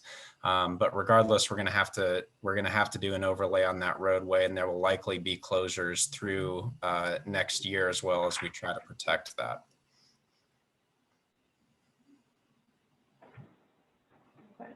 Do we have a question? I see a couple of questions come up, Ben. Go ahead, Mayor Pro Tem. Thank you, Mayor. Yeah, Ben, thanks for that information. When you talk about generator, you use the plural generators. Is there more than one generator? Oh, no, I apologize if I had an S on the end of the speech there. It's just the one generator. Oh, I thought maybe you were kicking one in personally, so thank you. No, but accept your donation.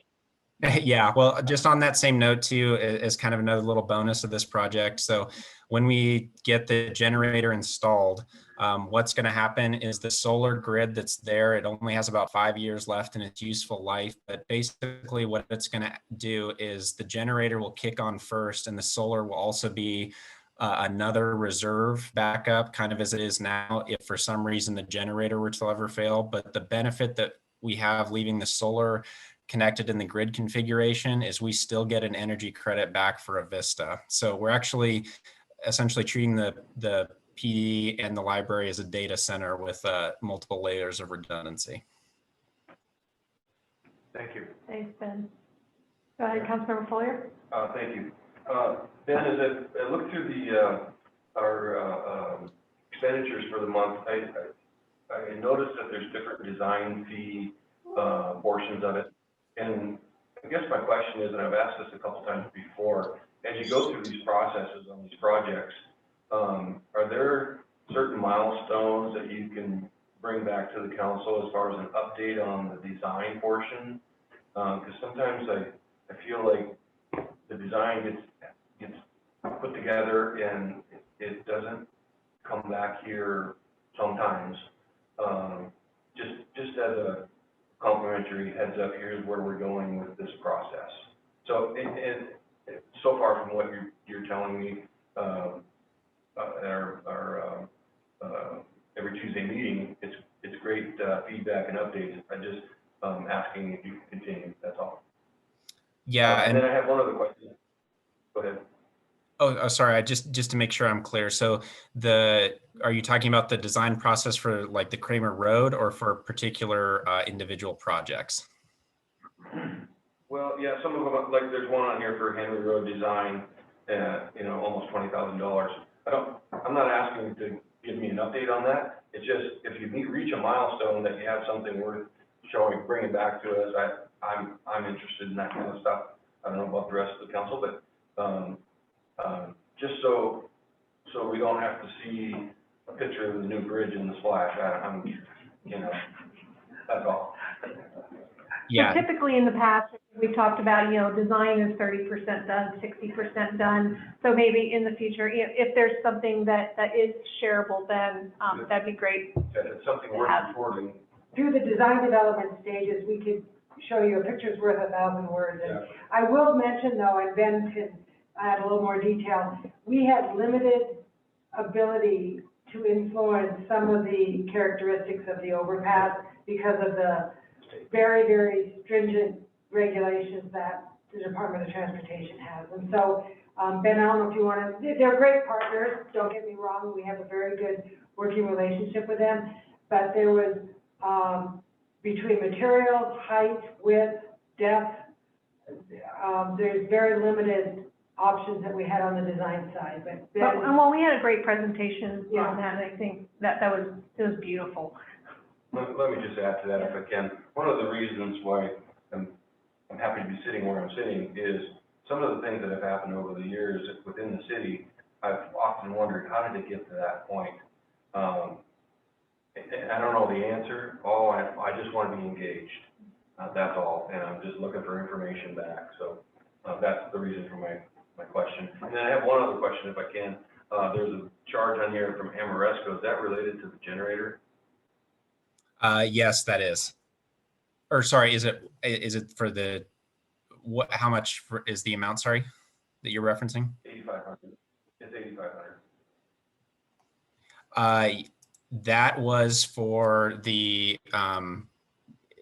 Jen and Katie, sorry, you can help back me with this, but I thought that was for the closeout of that services for. we retained their services to put together a plan. Right. And we didn't move forward with them doing the plan, but we still owe them the $8,500. That was part of the contract. It was for the energy audit service. Yeah, so we used, it was tied to the generators because we ended up using a lot of the scope and definition they put together to do the RFP for this generator project, but it tied into the entire energy audit. Perfect. Thank you. Okay. Thanks. Go ahead, Ben, if you have any more. Project updates. All I was going to say is that, yes, I'd be happy to update at the 60% design or even, with this Kramer Road project, just trying to let everybody know what the decision-making process is from the beginning to show which direction we're going. But I'd be happy to provide more detailed updates for you. Thanks. It looks like Councilmember Dunn has a question. Hey, thank you. So Ben, just a recap of what we used to be calling seasonal closures of Kramer Road. Are these now becoming, we'll call it permanent weight restrictions of Kramer Road, Kramer Parkway? Sorry, be succinct. Well, they are still seasonal closures, but the issue that we've been having is it's kind of been a real dry winter and then a wet spring, just like this last weekend. So it's weather dependent. But usually once we get into the summer, there's not going to be this issue. So the road will open up during the summer. We'll also have we'll do some more patching and repair of that surface level, but it's when we get back into November, December, next winter that we're going to have to do seasonal closures again. It's moisture dependent is the main issue. Gotcha. So yeah, these are like just, I call it temporary effect, total weight restriction. Thanks. Correct. Thank you. Okay, moving along. Item number 4 is related to some new hires. So I have a list of some names that we want to share with the council. Our new finance director, Carl Dixon, will be starting May 3rd. Project manager, Phil Messick, will be starting mid-May. Our children library associate is Erin Smith. She was promoted to a full-time position to help backfill Jandy's former position. And I will mention that this is a savings to the library in bringing her on full-time as an associate. And then finally, our police department has 2 new Mikes, Mike Merquin and Mike Zhao.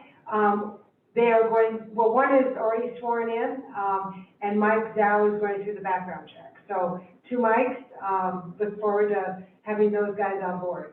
I do need to maybe ask Chief Simmons if we can start, screening the resumes for names, because we're gonna have 3 Mikes, 2 Jeffs, a Darren and Damon, and 2 Jordans.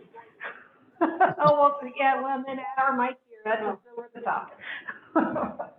Go ahead, Katie. Okay, moving along, we still do have recruitment, so let me mention what those are. Library technician is currently being advertised, and Jandy let us know today that we have several qualified applicants, which is exciting. Planning commission, opening, Mayor Kaminskas will be interviewing a few folks hopefully later this week. And library trustees, I understand we have a couple of names there as well. So those are all underway, and Heidi Workman, our new HR manager, has been very busy because in addition to all of this, we also have a handful of seasonals that had to be hired, orientated, and screened, et cetera, et cetera. So Heidi's been very busy making all of this happen. And then finally, I just want to wrap up with some events. Spring bulky waste event is April 24th. Those individuals that live inside Liberty Lake that have solid waste services from Waste Management will get a postcard, and that postcard is good to bring your Clean Green, your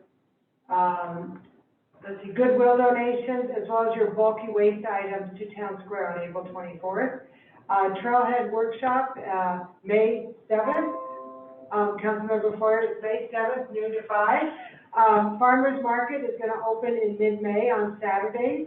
Rotary Memorial Day ceremony is May 31st, that's Memorial Day.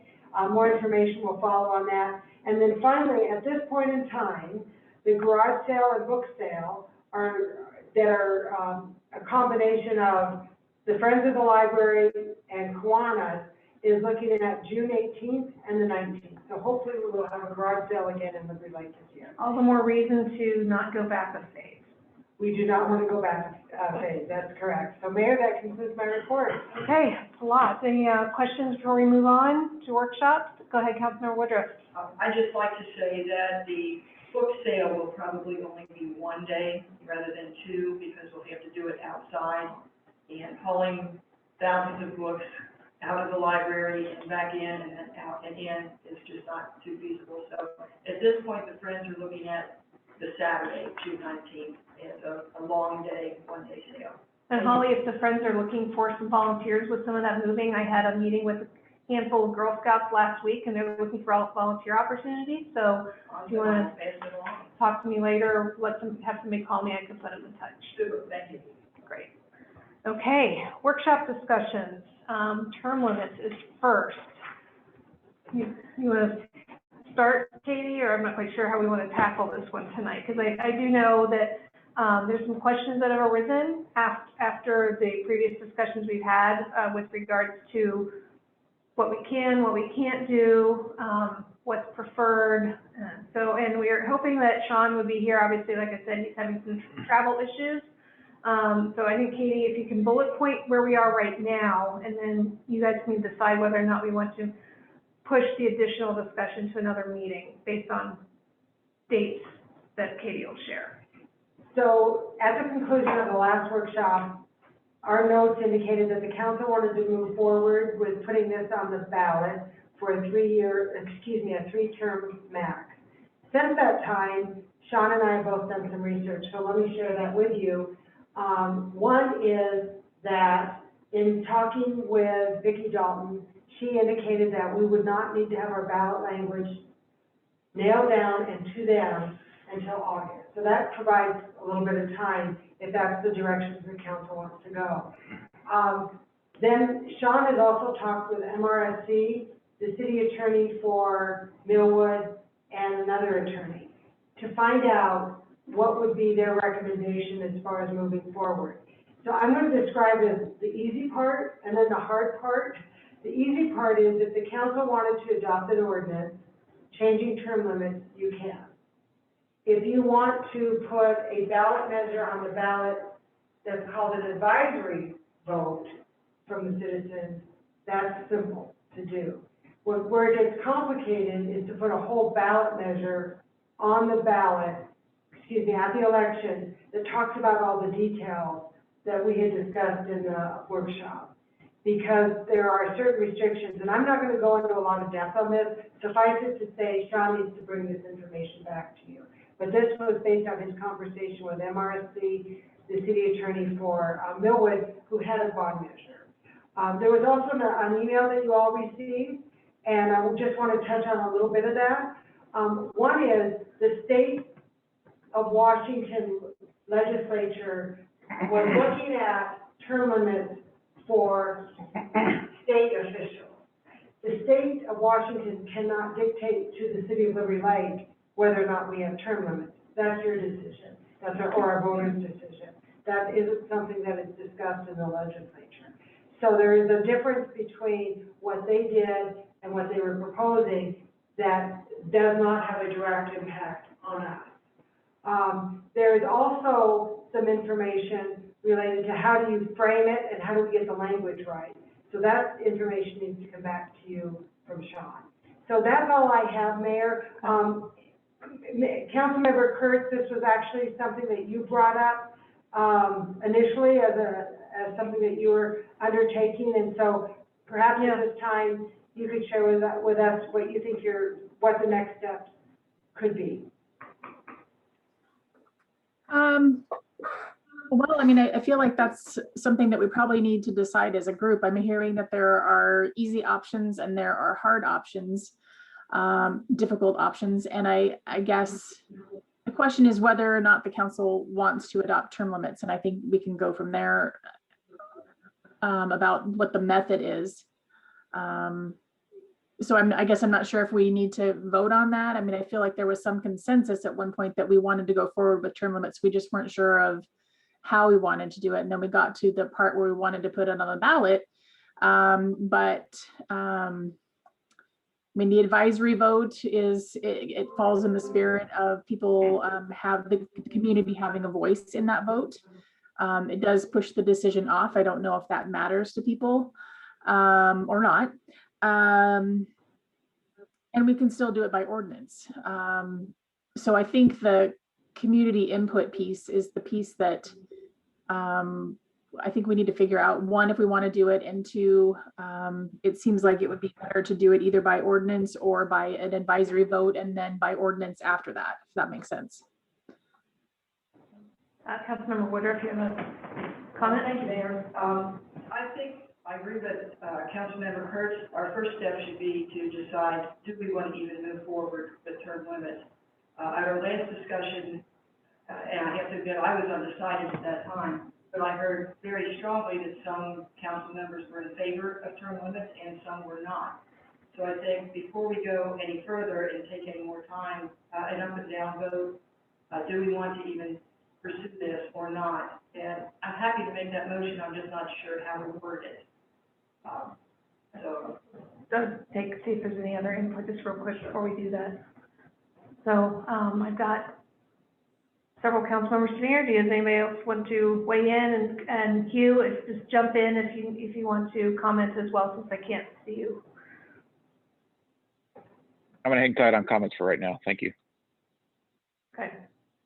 Any other comments? Wow, quiet group tonight. You think Gonzaga was losing? Okay, so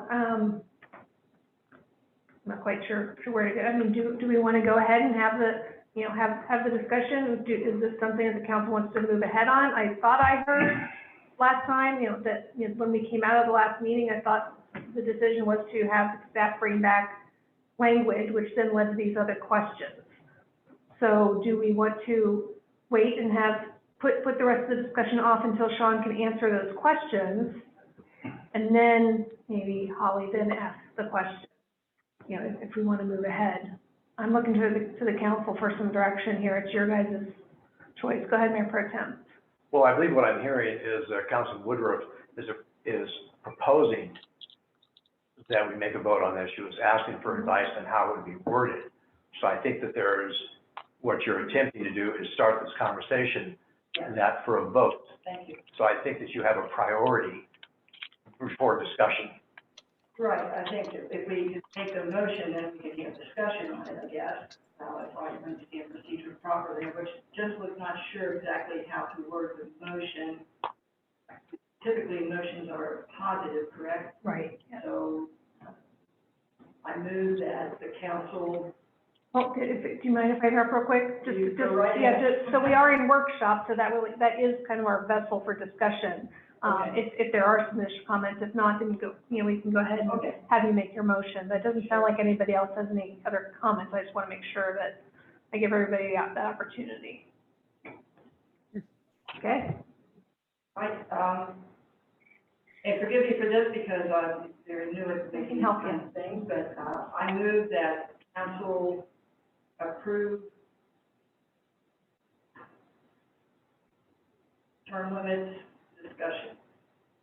That, I apologize. I apologize to all my fellow councilors. That's okay, we'll get through it. So you want the motion to be, Do we want term limits or not? well, so, yeah, so we can't do an or, so, you're asking to move that the council approve Term limits.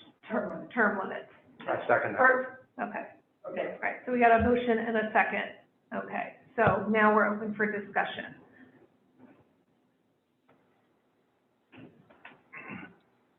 Wow, okay, all right, so, okay, Councilmember Dunn, thank you. Hey, I speak in favor of the objective. I believe that term limits are relevant and important in ensuring that voices are heard. I'm going to say new voices with respect to changes in leadership. So I speak in favor of continuing this investigation, this understanding of how we can bring term limits to our city.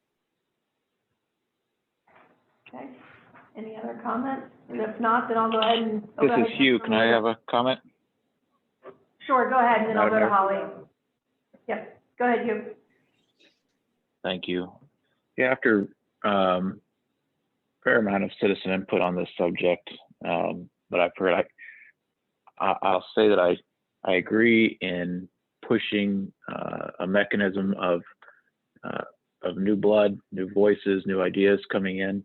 I don't believe term limits are the best media to do that for a small municipality like our own. My worry is that we potentially force out high quality people that our citizens don't want to be forced out. And the mechanism I think is most appropriate for us is to let the voters speak every 4 years at the polls or at the booths. So I'll tell you, I think it's a great idea and a great topic of conversation. After consideration, I am not in favor of term limits. Thank you for your input. Any other, oh, sorry, I forgot. Go ahead. Okay, go ahead, Councilmember Woodruff and then Councilmember Follier. Thank you, Mayor. I have not heard any citizens bring this up. I've talked to several since our last meeting. They just don't see this as a big deal. As I said in our workshop a couple of weeks ago, I agree with what Councilmember Cedars just said. We give the ability to do term limits every time we go to the ballot box. If the voters don't want us to be in here anymore, they can vote us out. I agree with Councilmember Cedars. Wyman is a good person who is dedicated and involved by his arbitrarily saying you can only serve 2 or 3 terms. So this is where my thinking is going right now.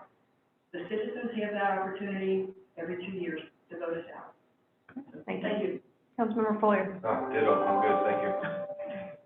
Okay, that was easy. Mayor Pro Tem. Yes, thank you, Madam Mayor. The thing I wanted to point out is that from the start of this, I was highly encouraged when Councilman Kurtz brought this forward, for the simple reason is that I have always believed strongly that the council has a fiduciary responsibility. If anything that they feel they want to bring forward, or they've had citizens ask them questions about the council should have a workshop or something on it, that becomes a priority in my mind. And I appreciate this being brought forward. I appreciate the discussion, because if we would not have had the discussion, we would not be where we are now. And we've reached out on numerous occasions to see if we can get citizens to make comments to this. I think that they have spoken for the ones that I've spoken to and else. So I think this has been a very positive move for the council. And I do not look at any of this as wasted time. The simple reason that we are doing the citizens justice by looking at these items. So thank you. Thank you. Thank you, Councilmember Kurtz. Any other comments? If not, then we'll go to a vote. So a yes vote would be to proceed with do you have a comment before you go ahead, Phil? No, could you restate the motion? I'm getting ready to, Oh, thank you. yeah. So the motion is to approve moving forward with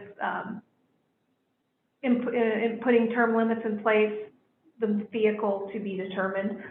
So a yes vote would be to move the discussion on, a no vote would be to end the discussion and not take any further action. So I will go ahead and ask for, if you could raise your hands with this one, as well as indicating yes. So all those in favor, please indicate by saying yes, yay, and raise your hand. Looks like we have, yeah, make a note here, and those opposed. All right, Nay. looks like the note, thanks for speaking up, Hugh, I almost forgot you, thank you. So it looks like we have 5 opposed and 2 in favor. So I guess that ends our discussion on term limits. And I echo Mayor Pro Tem's sentiments, Councilmember Kurtz. Thank you so much for bringing the concern to the council and allowing for the discussion. This is how it should work.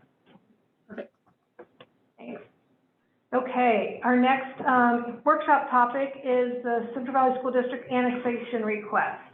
So are you leading this one? Lisa can kick us off with some background information. Perfect. Thank you. So Todd, can you bring up my PowerPoint presentation, please?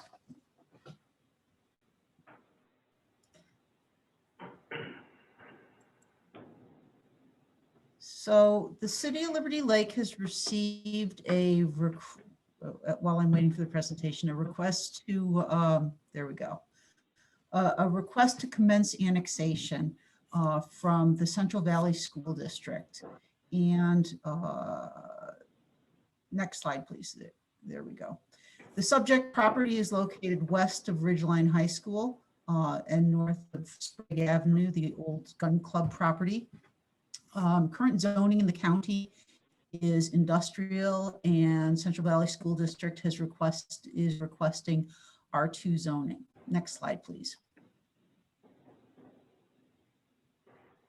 Next slide, please. So relevant question always to ask in these cases is, no, back please. Back one. Back. Relevant question to ask in these cases is can you back it up, Todd?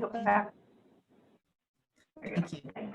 Is the surrounding zoning and allowed density. So first of all, the Liberty Lakes R2 zone allows for a variety of housing types, 6 to 12 units per acre. And when I say variety of housing types, single family attached, single family detached, and multifamily, all within the 6 to 12 units per acre.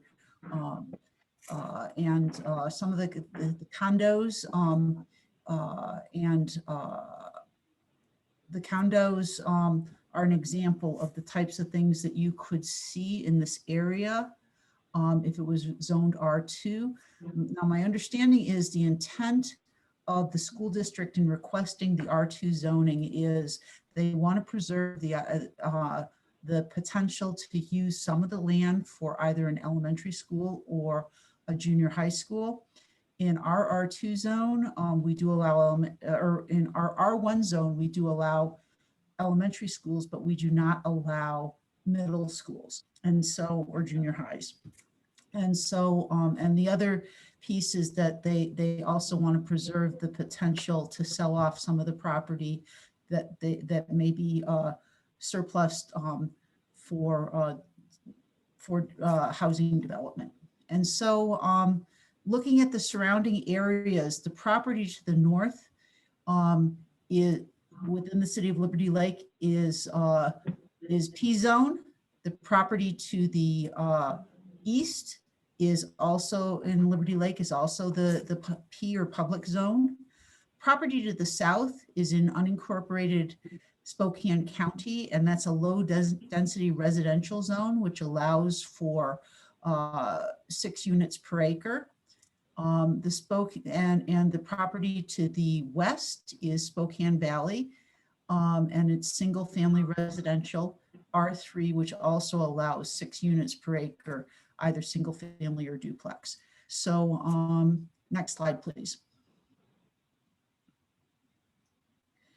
So basically, the questions that you as City Council need to answer tonight are whether or not you would consider commencing the annexation proceedings. Will you consider the annexation? You could decide to accept, you could decide to reject, or you could geographically modify the proposal. And the only place you could really modify the proposal is to extend it to the south, in that that is the only unincorporated county. It is within the urban growth boundaries, but it would also mean that you'd have to annex Sprague Avenue. The second question you need to answer is whether or not you would consider the adoption of the comp plan, land use, and zoning simultaneous to the annexation. Now, if you all remember the process that we went through back in 2018, you did do the zoning simultaneous to the annexation, and it was a relatively painful process. It requires a second hearing, and it will require also that we do a SEPA review if the zoning is considered simultaneous to the annexation. But it is an efficient process. Next slide, please. Should you decide to move forward with the annexation, the next step is for you to set public hearing dates by resolution. And that would come back to you on April 20th. Again, it would be 1 public hearing if it's annexation only, and it would be 2 public hearings if it's both the annexation and the zoning. That following that, we would present you with an annexation ordinance, and you would make a decision. In that ordinance, you would decide what the zoning is, as well as whether or not you wanted to proceed. And then we have, beyond that, we do publication and notice to the county assessor and treasurer, and it won't actually become effective until 60 days after the publication and notice. So that's the process. Do you have any questions? I'll let the council go, and then I've got a couple. Go ahead, Councilmember Langford, and then Councilmember Dunn.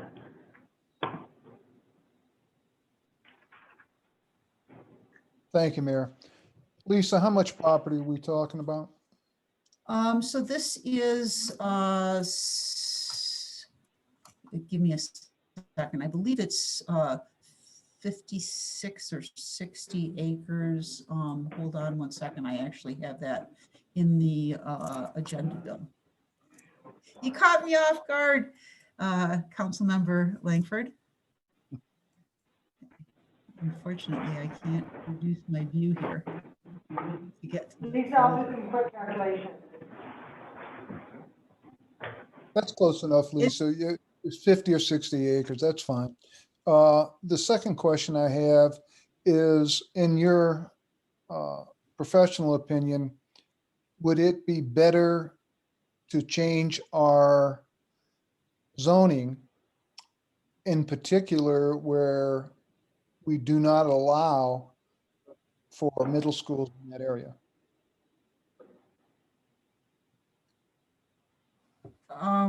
Well, Easier approach. so you're asking if you would, so let me just say that there are some decisions that you can make in the process when you go forward to hearing, and as part of the zoning, you can limit, even if you zone it, say R2, you could limit the uses through a developer agreement as part of the annexation. So for example, if you said, well, I like R2 because it allows for the middle school, but I only want a single family attached or detached, you could, through a developer agreement, limit the ability for development of multifamily development to occur in that specific, on that specific property. Okay, thank you. Sure. Great, Councilmember Dunn. Hey, Lisa, in this image, it doesn't necessarily show the parcel boundaries in the annexation area. Do the parcel boundaries, are they gonna do a BLA? Are we gonna revise the parcels within this area? So there's actually 3 parcels, and I'm sorry that you can't see it because it's actually in the image. There are actually, the school district does actually own 3 parcels, but there's no need to do that because a boundary line adjustment, because actually what they're proposing is consistent zoning throughout the property. Oh, So okay. all of the property they're proposing to be R2. Gotcha. So the codes are going down in this entire, we'll say the red bounded region common in all properties of Alt. Yeah. Okay. Exactly. Cool. Any other questions? Councilmember Follier. Yeah, thank you. As I look at the map, Lisa, is there I guess my question is all of their remaining property included into this annex? Because it appears by the red line on the map that there might be a void between the boundary of the red line that you have on your slide versus the residence, I believe it's the residence to the east. No, this includes all of their property. All of the remaining property. The property to the east is all owned by the school district.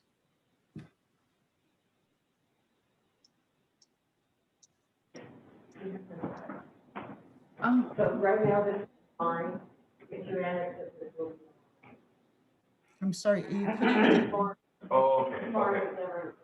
So the green lines don't mean anything, those are parcel numbers. The green Okay, lines sorry. are the parcel boundaries. Yeah, okay, thank you, that's where I got mixed up, thank you. Great, thanks. Great questions. Mayor Pro Tem. Thank you, Madam Mayor. Not a question, but just a statement. And Lisa, this is for the benefit of citizens who are looking at this. I remember correctly when the school purchased all this property where the gun club is now, part of the purchase was that the school would assume the cleanup of any lead in that property. I know that the gun club is pretty much gone to, a lot of them have gone to no lead anymore, just pellets. But I do believe that there was, that question would come up and the school would be cleaning up any lead that's in that area, correct? That is correct. I don't Thank know you. whether it's the school or the gun club, but that's definitely a requirement of moving forward. But for the benefit of the citizens, they would realize that there wouldn't be any lead contamination there because that will be taken care of. That's correct. Thank you. From observation from my point of view, I know when this first came up with regards to R1 versus R2, I know we hear from our citizens on a regular basis about no more multifamily housing. And given the fact that, and I appreciate Lisa, you going through the zoning on the other sides of this property. So at first I was thinking, well, R1.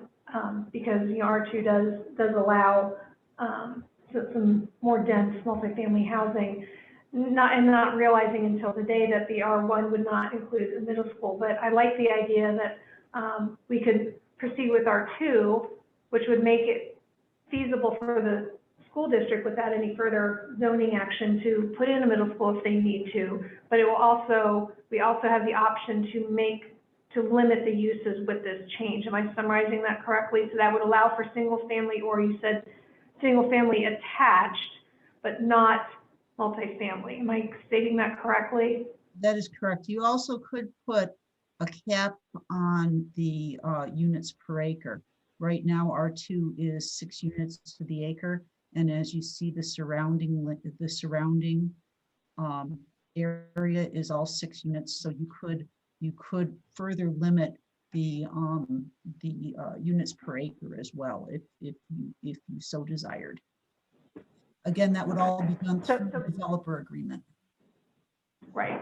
And so based on your presentation and previous discussions we've had, it sounds like we don't need to make that decision tonight on the zoning. That is So make sure I get the steps right. So the action in front of us on the agenda later is to accept, reject, or modify the request to start the annexation process. We're not approving the annexation, we're not approving the zoning or anything, that we're just basically accepting the application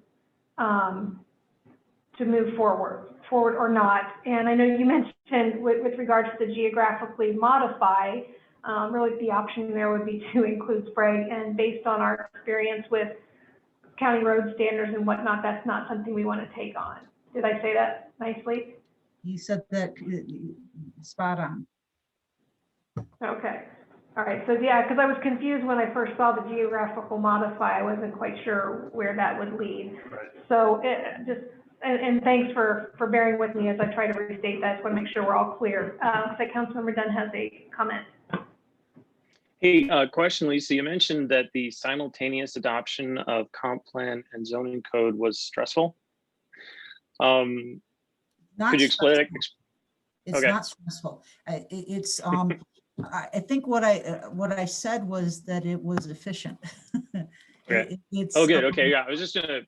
yeah. I am an advocate of the action for the owner's property. I believe that further the simultaneous adoption would better satisfy the owner's requirements in activity, and so I speak in support of engaging with the simultaneous adoption of comp plan and zoning code.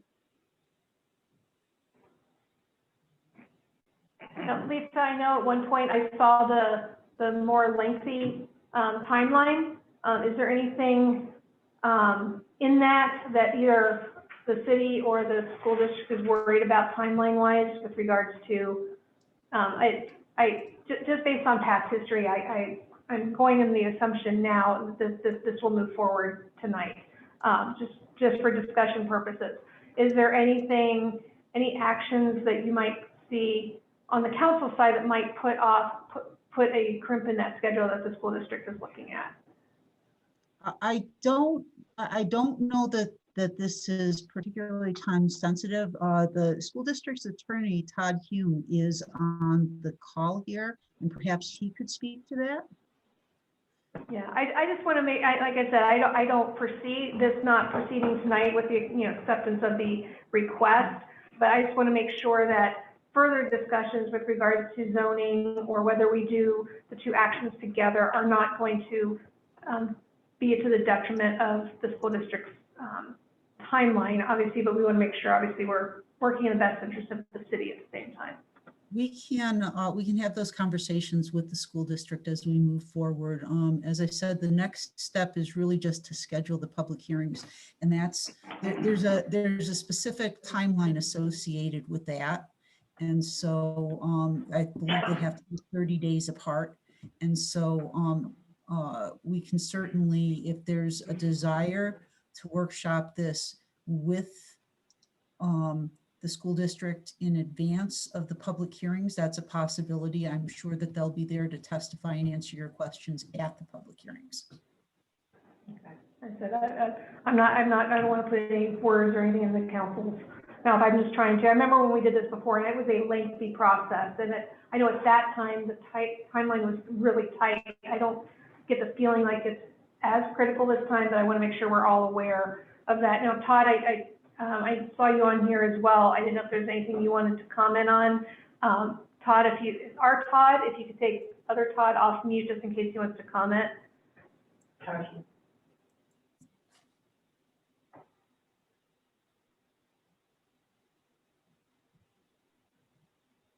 Hold on, Todd, we're working on it.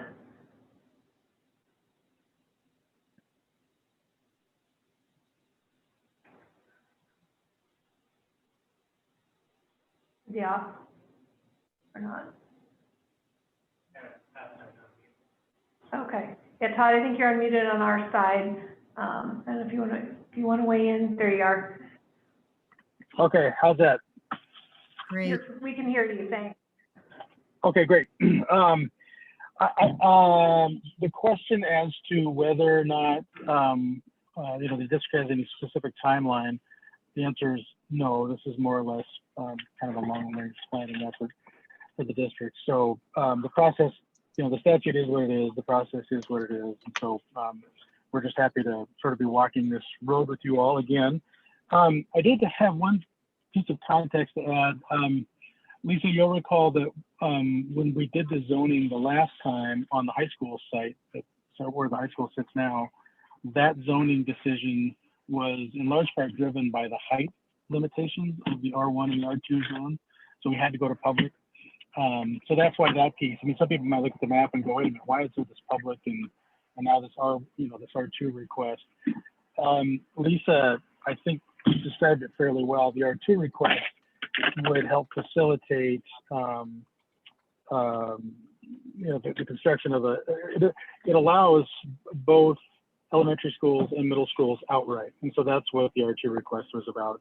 And there would be conceivably some piece of that would be surplus of all that acreage. It would be surplus at some point in time, but a uniform zoning scheme would allow us to keep all that in place without having to go back and rezone something. So anyways, other than that, I don't have anything to add. I think as usual, Lisa's done a great job explaining sort of what the process is and what our request is.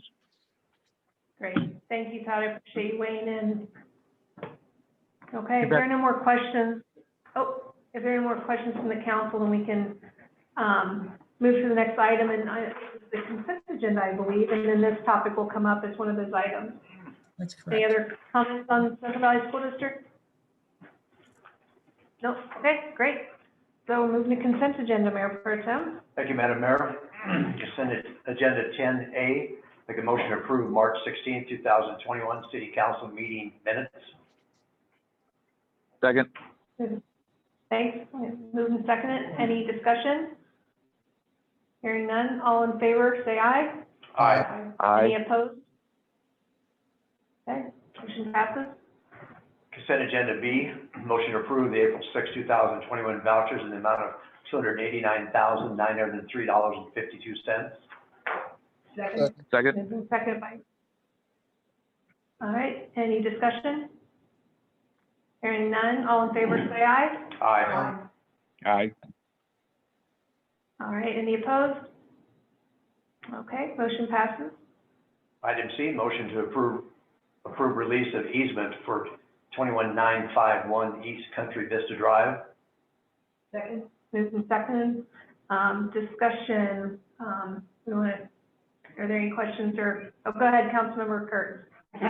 Well, I had a question, but maybe it just got answered. When I was looking at the information in the packet, the parcel number didn't come up in Scout, but now I see that there is an address. So I was actually just wondering where exactly the location is. The location is the parcel, it's a portion of the parcel that has Wake Up Coffee and the dental clinic, which, by the way, that piece has already been developed over. And a part of the easement is on the property that is directly to the west of it, where we have the Whitman Lane development with Killing's Restaurant and Perfect. Thank you. Sure. So go ahead, Councilmember Foyer. Thank you, Mayor. Just a question. We had a discussion about this property a few meetings ago. I think Ben presented it. Is this the same property? Thank you. It's not the same property. It's across the street and catty corner to it. But it's the same situation where the swale was created as part of the binding site plan back in 1996 when the county had just adopted the regional stormwater plan.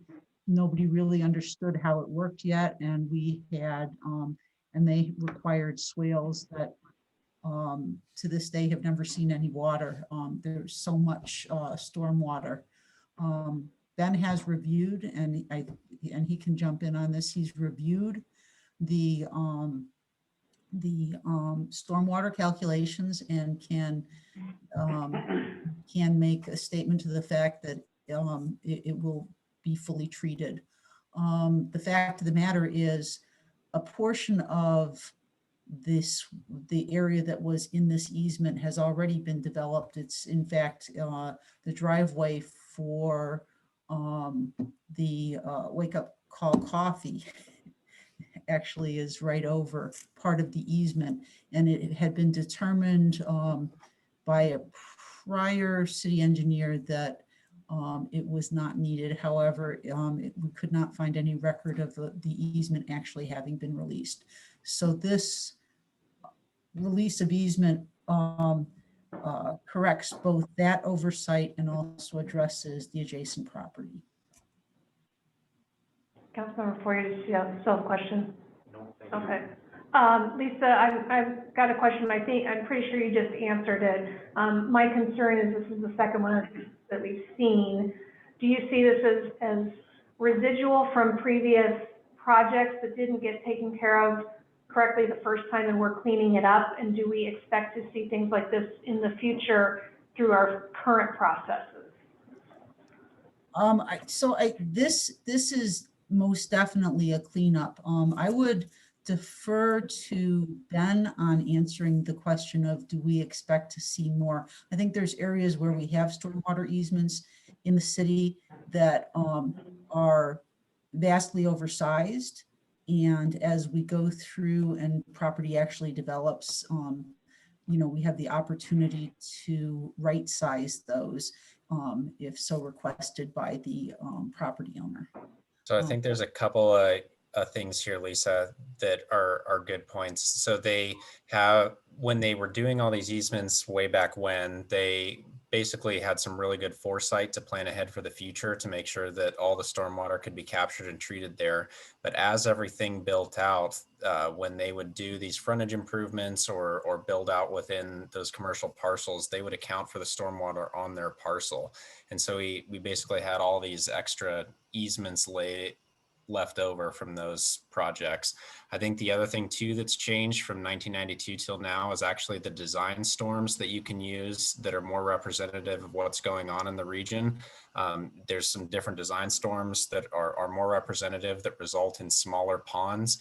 So the requirements for what we need for treatment area and stormwater are not as drastic as what they had thought they would be back then. So it's really a case-by-case basis and making sure that we check every single one of these as they're requested. And that's what I've been doing for at least these last two. I can't speak to the ones that happened before me. Okay. Yeah, and I appreciate that. And I guess we may run into some of these. I just don't want, if I was an outsider looking at this, I'd be looking at this saying, oh, we let a developer build over an easement that he didn't have the right to build over, and why are we doing cleanup now? But it sounds like there's just some history behind it, and we know to watch out for it going forward. And it's not something that would happen going forward if we were designing new swales.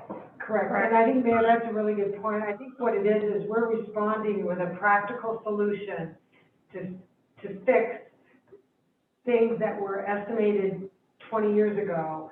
And we're finding, as Ben said, a better way to handle and treat the property. So nobody is, this isn't about blaming people No. or having a developer building on property they shouldn't have. It's about us making sure that our swales see water and treat the stormwater. Okay, great.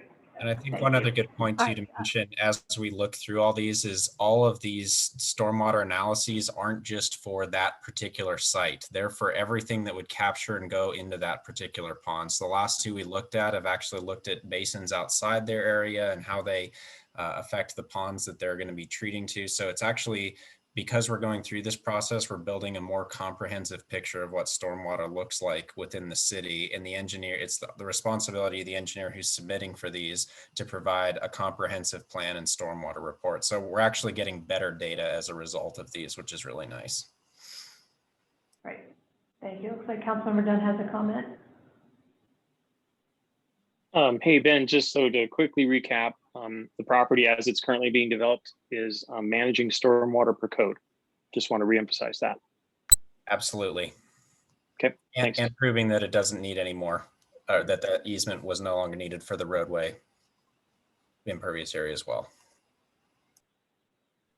Thank you.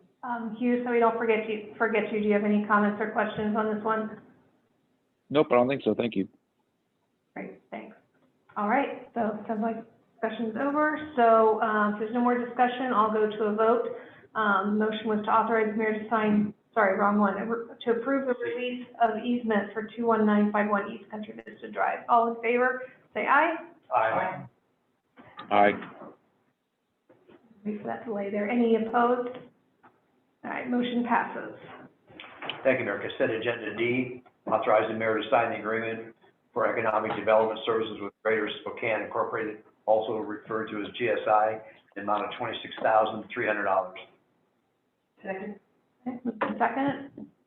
I'm sure there'll be discussion. Anybody want to, is there any discussion? Okay, Councilmember Woodruff. Thank you, Mayor. I have no problem with the agreement per se. I'm still uncomfortable with how they came up with the amount we're paying. They determined the 19,000, so I don't have the exact figure in front of me, but the 19,000 is something because that's what we always paid. So that would be my only concern is perhaps in the future we can talk with them before we have this agreement in place and say, hey, just because we've always done that, maybe we don't need to keep doing that. Thank you. Got it. Councilmember Kurtz. I just want to echo what Councilmember Woodruff said, that I had kind of thought that we would, I guess, kind of come back to the negotiating table about what we would pay based on exactly what she said, that they just based their calculations and made it fit into what we've historically paid versus using their scale model of investment. So I don't know if there's still the opportunity to do that and see where we land. But I had thought that maybe that was where we were headed next. Thank you. Any other discussion? Once, twice? Okay. So all in favor of approving the GSI agreement in the amount of $26,300, please indicate by saying aye. Aye. Aye. Okay. All right, any opposed? Aye. Okay. Looks like Councilmember Kurtz and Councilmember Langford, so we have 5-2. Thank you. The motion passes. Consent agenda E, authorize the mayor to sign the lease addendum with Lakey's Restaurant. Second.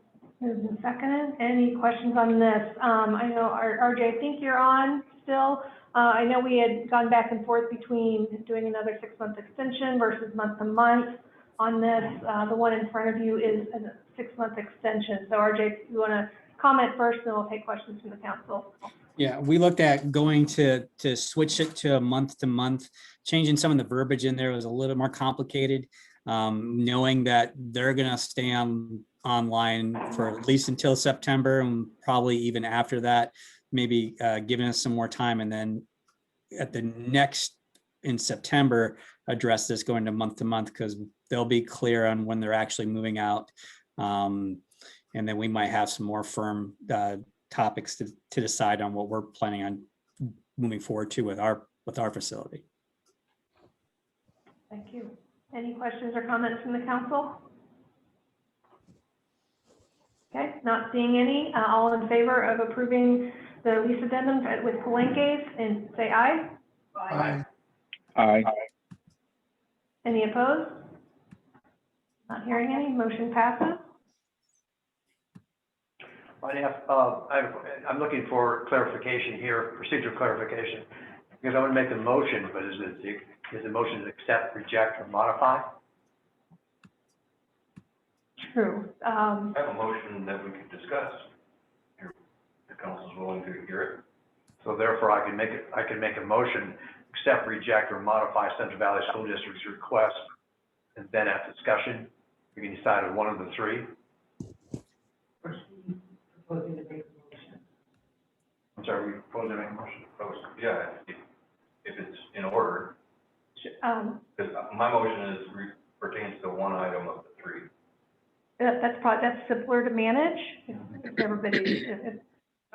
So we'll go ahead and, Councilmember Follier is going to go ahead and make the motion. Mayor, I'd like to make a motion to accept the annexation of the property as proposed by the Central Valley School District with future discussion regarding any zoning restrictions within the annexed property. Second. Okay, moved and seconded. Discussion? I believe that we're trying to indicate a simultaneous adoption of comp plan and zoning code. Yeah, that's If is stated in the resolution, so we need to be clear in this regard. right. So there's actually another part to that, which is about determine whether or not we'll require simultaneous adoption of the land use designation and zoning. Thanks for pointing that out, Dan. Well, my motion does not include that specifically. It does at a later Right. date. Let's have our discussion on what Phil proposed. We can have another motion on the second, and then we can go back and approve the entire resolution as it's read in letter F. Okay. All right. I'm just approaching it as, do we want to annex the property? Right. Understood. Next step. Yeah. So any discussions on moving forward with accepting the application and moving forward? All right, so we'll go ahead and if there's no discussion on that piece of it, go ahead and vote. All in favor of accepting the application and moving forward, indicate by saying aye. Aye. Aye. Any opposed? Okay, so ayes have it. So then the next piece, if we want to go ahead and discuss motion and discuss the second piece of that. Madam Mayor? Yes, Mr. Sir. Yeah, I move that consent agenda 10F, we reflect to include comprehensive zoning plan and zoning code implementation simultaneous. Okay. Second. Yeah, the wording on this is really difficult. Yeah. Future date, is that what you said? I'm not sure. I'm going to restate that. Madam Yes. Mayor, I move that for 10F, we add to the previously approved motion that the zoning, both the comp plan use and the zoning code be simultaneous in implementation. Thank you, that's what I thought you said. So is there a second to I seconded it. require simultaneous? Thank you. So we have a motion and second to require simultaneous adoption of a comprehensive plan, land use designation and zoning designation on the subject property. This is not making a decision on the zoning, but are we going to do it together? So we have a motion and a second. Question, Councilmember Kurtz? I just wanted to make sure I understood exactly what that phrase meant. I'm sorry for the low level question here, but yeah. Don't apologize. Yeah, we'll let Lisa answer that. So Lisa, can you clarify more what it means to require simultaneous adoption of the comprehensive plan, land use designation, and zoning designation? So yes, so in an annexation, you could move forward and annex the land with the zoning and the future land use to be determined in the next annual cycle of the comprehensive plan amendments and updates. Or the RCWs also allow you to do it simultaneously, and it's your choice. it's actually much more efficient to do it simultaneously. It requires a second hearing. And the zoning does actually, the comp plan zone change actually requires a SEPA review, but again, it's a non-project action, so it's not a big deal. It adds a little bit of time on the annexation, but it saves a lot of time on the land use and zoning piece of it. So the gist of it is that if there was any sort of zoning change, we would do that now while we're considering the annexation instead of annexing and then later doing it? Right, so what would happen if you annexed and you didn't change the zoning, then it's zoned industrial in the county. So it would be the equivalent zone in the city. So we don't have industrial, but we have light industrial. So that's what would happen until you had time to review the comprehensive plan designation. It's simpler, cleaner, more efficient to do them all together. And I think there's more certainty for the applicant to do it that way as well. Thank you. It just sounded more complicated than it actually was. So I just want to make sure I understood. Thank you. Yeah, so those processes will happen at a later date, but the motion is to agree to do those together at that date. So hearing no other further discussion or questions, I'll restate the vote here. So the motion is to require simultaneous adoption of a comprehensive plan land use designation and zoning designation for the subject property. So all in favor, indicate by saying aye. Aye. Aye. That's the way there. Any opposed? Okay, so we have made the decision on the different pieces of F. So are you ready to mark that out a little bit, Mayor Pro Tem, and read the entire thing together so we can accept it? Doesn't have to be all done. You've already. Okay, all right. I didn't know if we had to do it all together. Okay, great.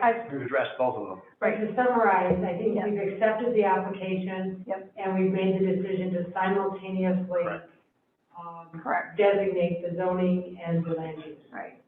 One more, I figure one more motion wouldn't hurt, but we'll skip that. All right, so we're all good. All right, so G. Thank you, Mayor. Consent agenda G, motion to approve the 2-year contract with FirstNet. Second. Okay, moved and seconded. I know you guys all got the information on this ahead of time. RJ, do you want to give a quick summary? Yeah, so the city currently has 2 cell phone vendors, T-Mobile and Verizon. We were approached by FirstNet, really specializing in the public safety regarding inquiring with their business.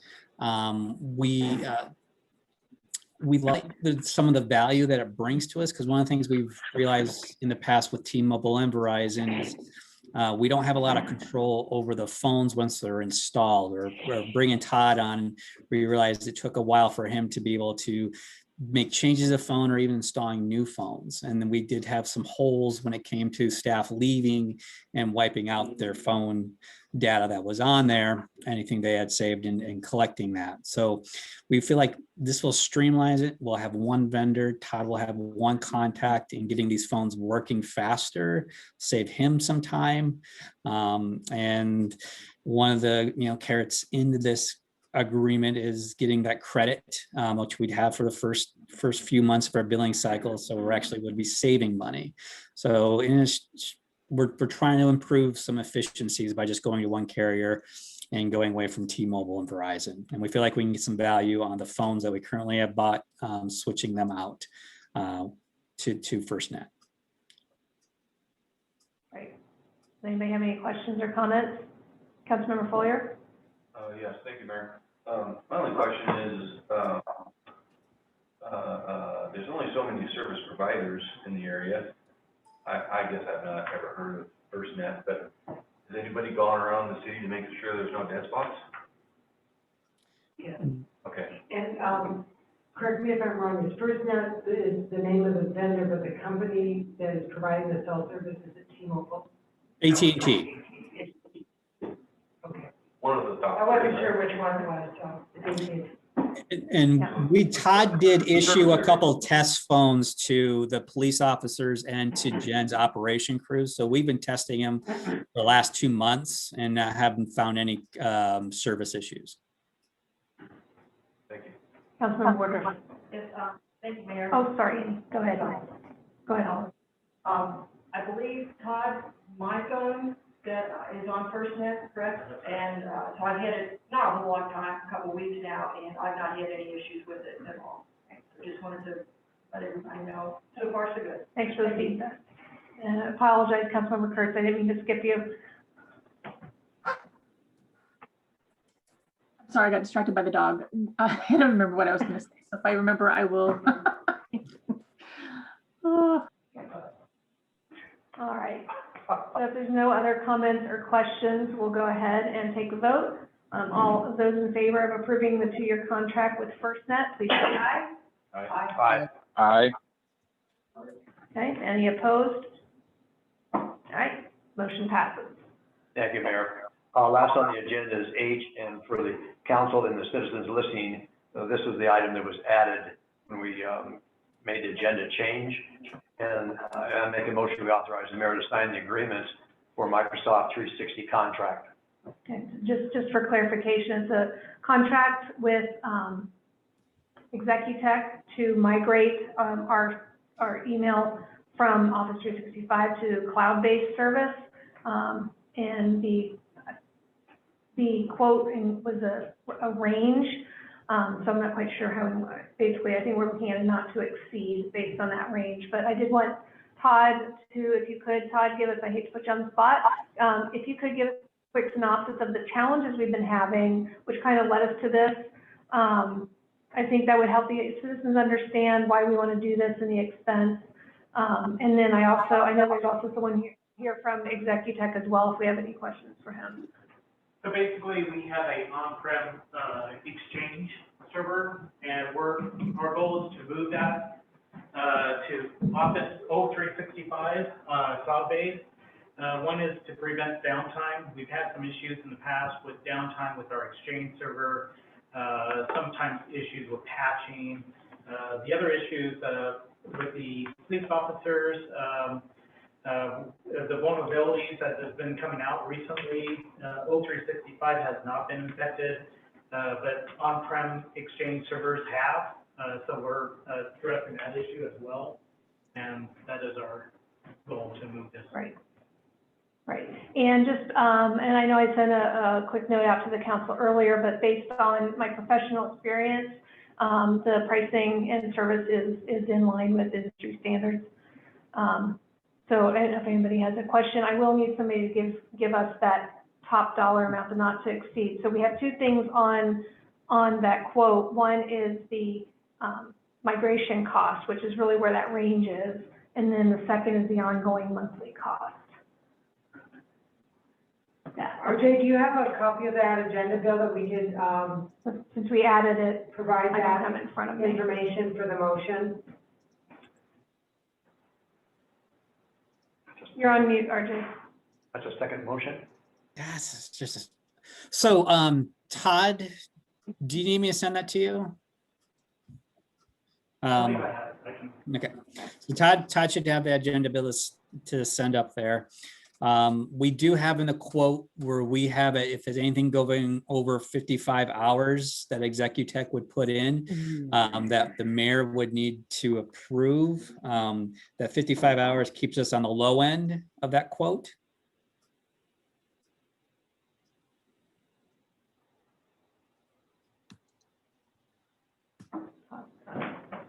Yeah, I would like it if we could share it, just in case there's some questions as we go through it.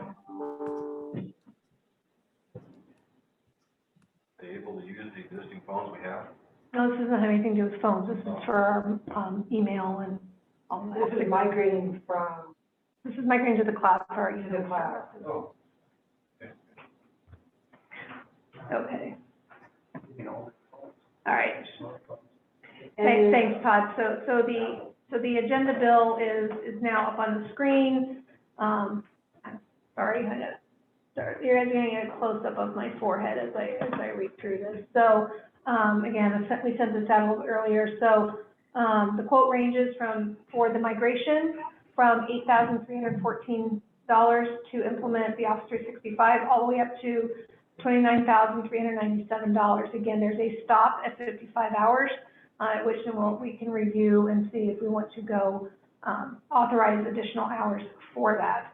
And then the monthly fee is, we're currently, it will raise our monthly cost about $1,450 a month for the rest of the year. We're currently spending $470 per month for 36 licenses. This will have 105 users, so a lot more, bang for a buck. And it will separate the licenses into different categories with regards to services. So to clarify and what the ask would be to approve the migration cost for up to $29,397 with review at 55 hours, and approve the monthly expenditure of, there's not a total. There's not a total. No. Hi, this is David Black, Project Manager from Executech.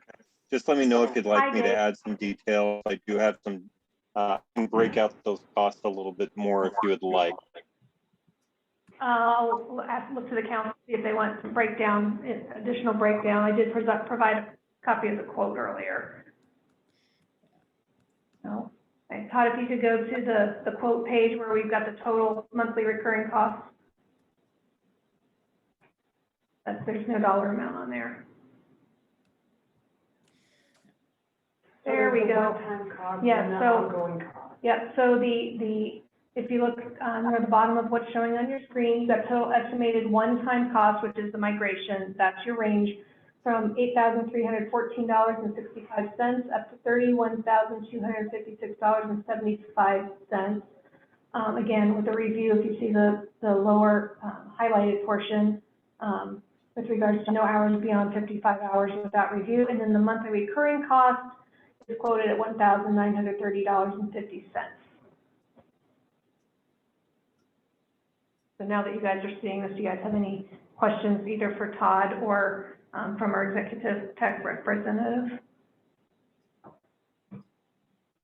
Go ahead, Councilmember Foyer, and then Councilmember Kurtz. Sure, plug in here. Just one question. Does this help us with our council chamber technology? Does it tie together at all? Not really. Just checking. Yeah. So go ahead, Councilmember Dunn, and then Councilmember Kurtz. Hey, I'm personally thrilled and excited in this change. I believe confidently that Todd Henderson's role as technical work for the city of Liberty Lake is better spent in actions of supporting users than it is patching servers.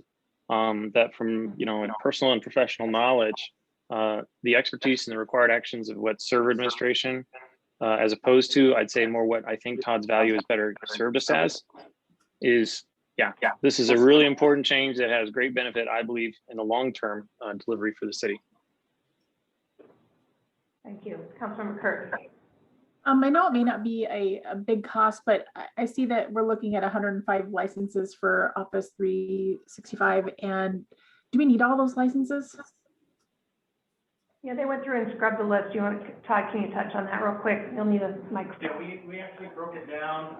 20 of those are the E5, which are about $20 per user for the police, for their security. And then the other users we have set mainly with the city staff on the E3 licensing, and on E1s, it's mainly with the council members and commissioners for those. Yeah. So that list has been scrubbed, Councilmember Kurtz. Okay. All right. Any other questions? All right. No other questions or discussion. We'll take a vote. All in favor, please indicate by saying aye. Aye. Aye. Okay. Any opposed? Okay, thank you. Looks like we have one opposed. Motion passes. looking forward to this migration. It will take several weeks. It shouldn't impact anybody greatly, but we will, Todd and the executive team will keep people informed of any steps that you need to take. Thanks, everybody. All right, public hearings.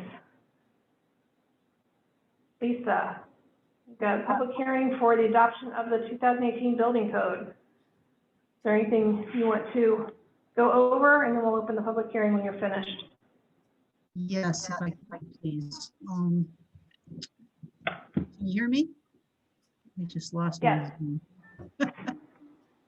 You do sound a little muffled. We'll have to work on your computer. Yeah, so this is really a housekeeping item. RCW 1927 and 1928 require that cities and counties in the state of Washington adopt reference building regulations as they are adopted by the state. The state had originally was scheduled to adopt 2018 building codes and the associated regulations back in 2019. And then it was delayed going into effect. Can you hear me? Okay, it was delayed going into effect because of COVID. Actually in 2019, it was delayed to allow for additional training for the building officials. And then it was delayed again in 2020 because of COVID. It was supposed to be delayed again when it was slated to go into effect in February of this year. And it was deferred yet again, but then the governor vetoed the deferral in early February, and as a result, it went into effect March 1st, and we were caught with our pants down. We hadn't yet adopted the code because we were expecting another delay. Ordinance 229, which was adopted in 2016, amended the city's municipal code to adopt the reference 2015 codes. These code amendments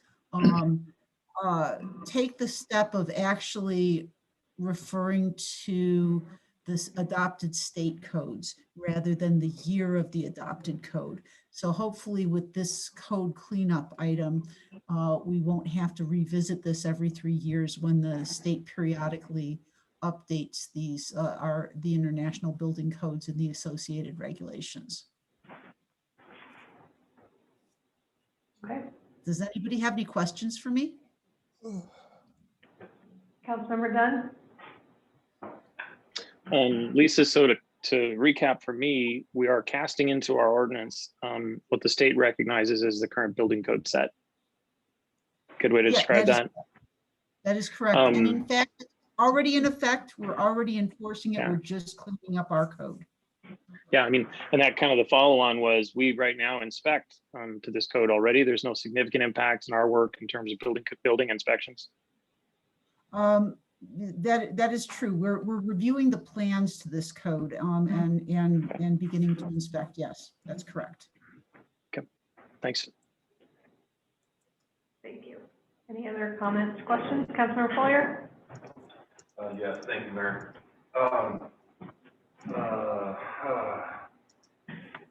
You should be intimately familiar with this. I'm very familiar with this, yes. So I guess I struggle a little bit with I understand it's housekeeping and I understand it's some wordsmithing. So we don't have to change this document every 3 years because the code cycle is every 3 years. As I read the red line, which I absolutely love, Lisa, because I know what you're changing, easily identifiable. But the current edition of, and then whatever the code is you're referring to, rather than calling out the current enforced code, whichever code you're referring to, because there's several. In my mind, bringing awareness to this code change every 3 years is important because it's always associated with an increased cost.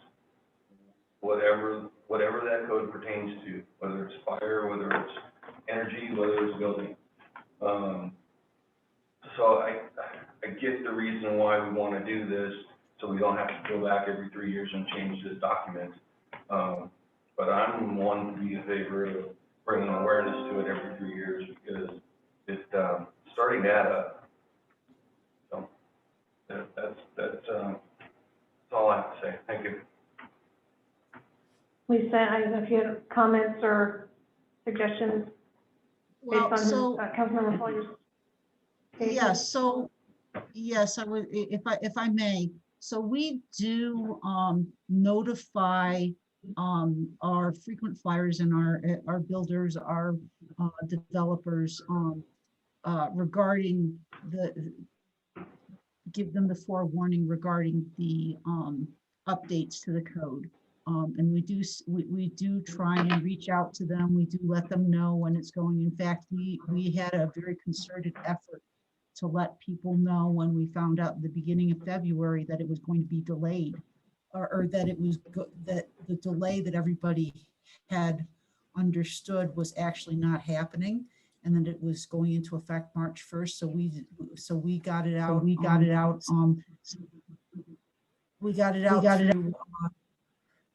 through I'm getting reverb. I'm sorry.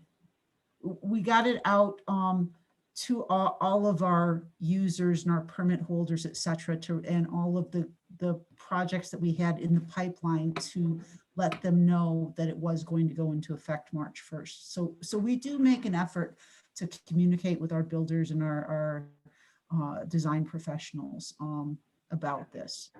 And we could do more on that, I suppose, but we do make a concerted effort to do that.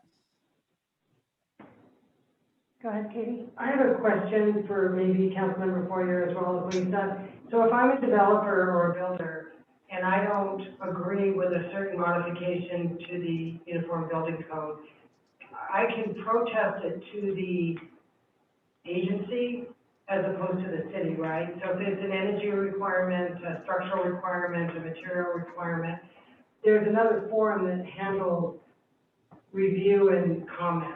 It's at the state level. At the state level, okay. The Building Code Council is what it's called. Yeah. Pardon me? It's the Code Council. Code Council, okay, thank you. Right. But I only bring it up because I don't want us to see it, I just don't want to see us steer away from awareness of what happens, because it happens every 3 years, and I think many people don't realize what it does to cost of The impact. Yep. Thank you for that input, appreciate it. All right, so if there's no other discussion, we do have public hearing, so I will go ahead and open public hearing at 8:52. This is an opportunity for our citizens to weigh in on this item. So again, if you have any comments, please go ahead and send a chat to Todd Henderson, and he will let me know if anybody is going to make a comment.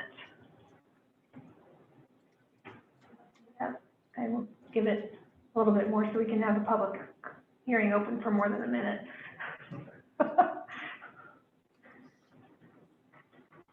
So I know we've got at least one realtor in the audience. I didn't know if there was anything you wanted to add. Okay, so at this point, hearing none, I'm going to go ahead and close the public hearing at 8:53 with no comments. Thank you, everybody. So we have no resolution, so that brings us to the first read ordinance. Number First read. 13, Mayor Pro Tem. Oh, yeah. And we'll read the. Oh, sorry, that's right. Go ahead, Ann. Thank you, Mayor.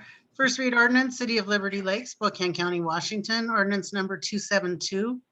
An ordinance of the City of Liberty Lake, Washington, amending the City of Liberty Lake Municipal Code Title 9 relating to building regulations, adopting the current edition of State Building Code, repealing ordinances in conflict, establishing penalties for noncompliance, establishing an appeal body, and providing for severability and an effective date.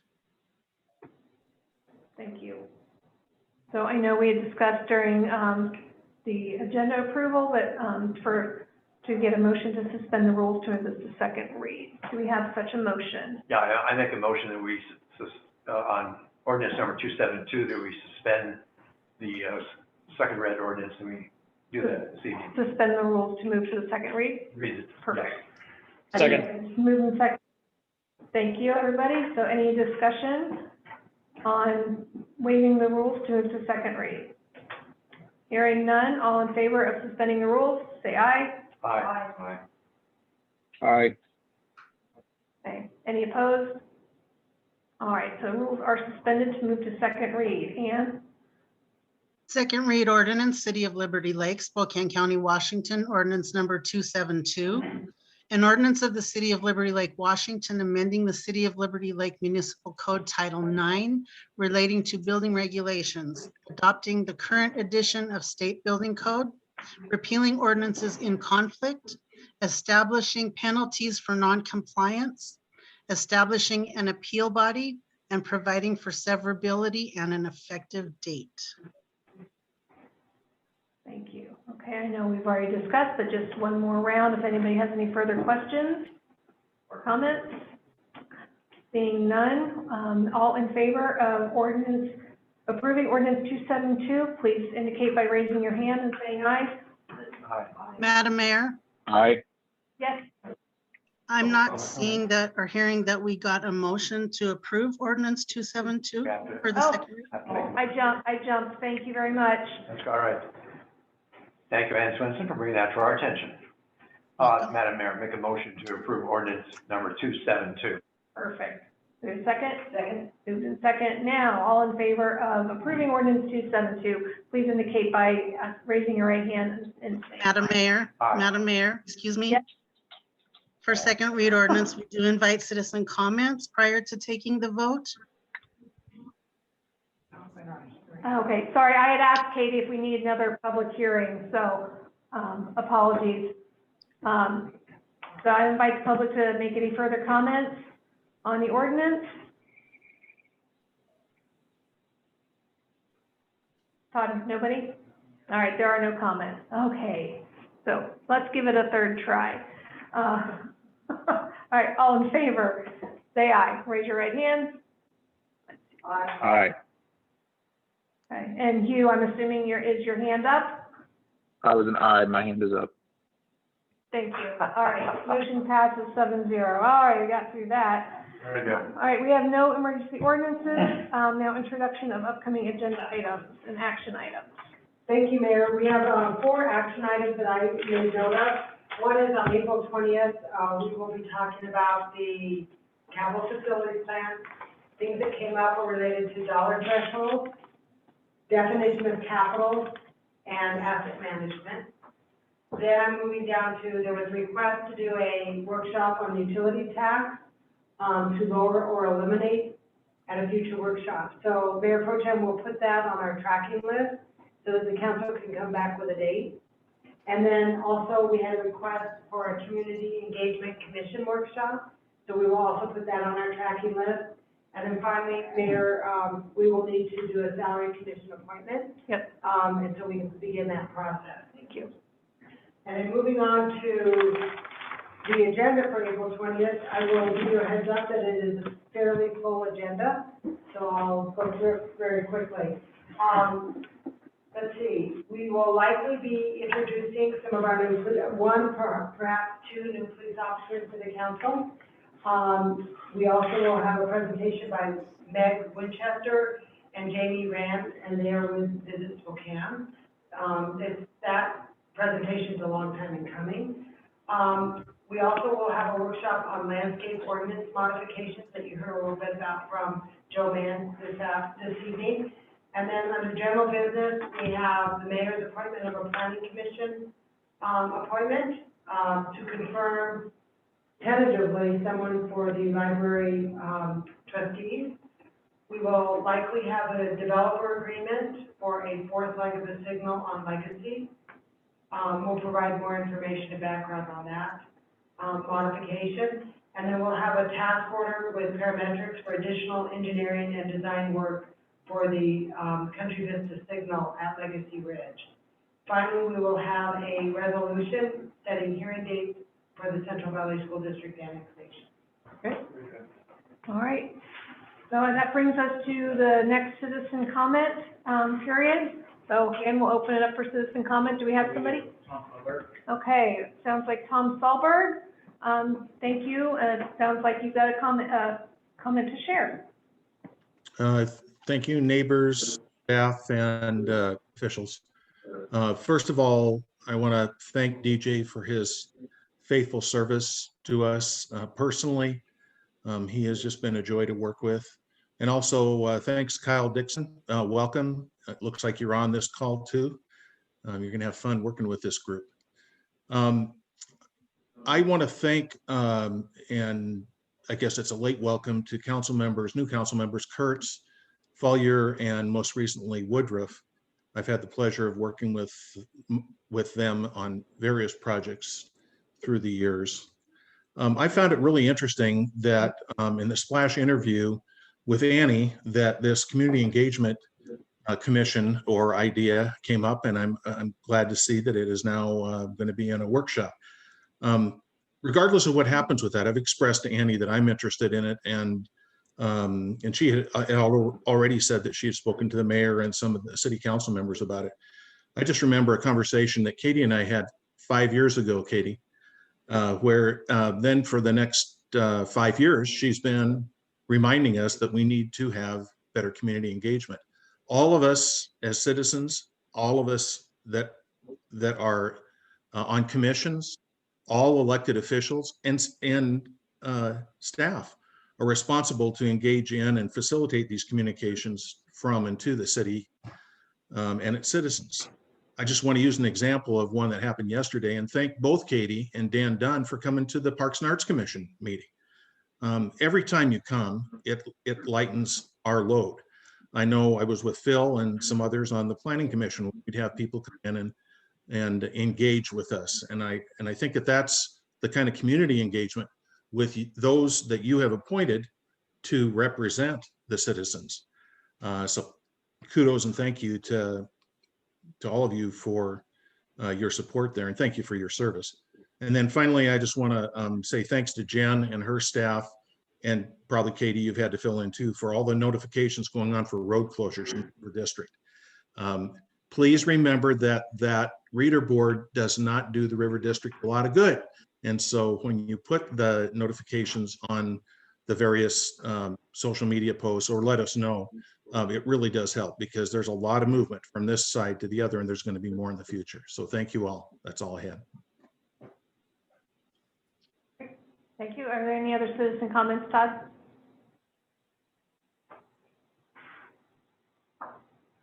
That's it. Okay.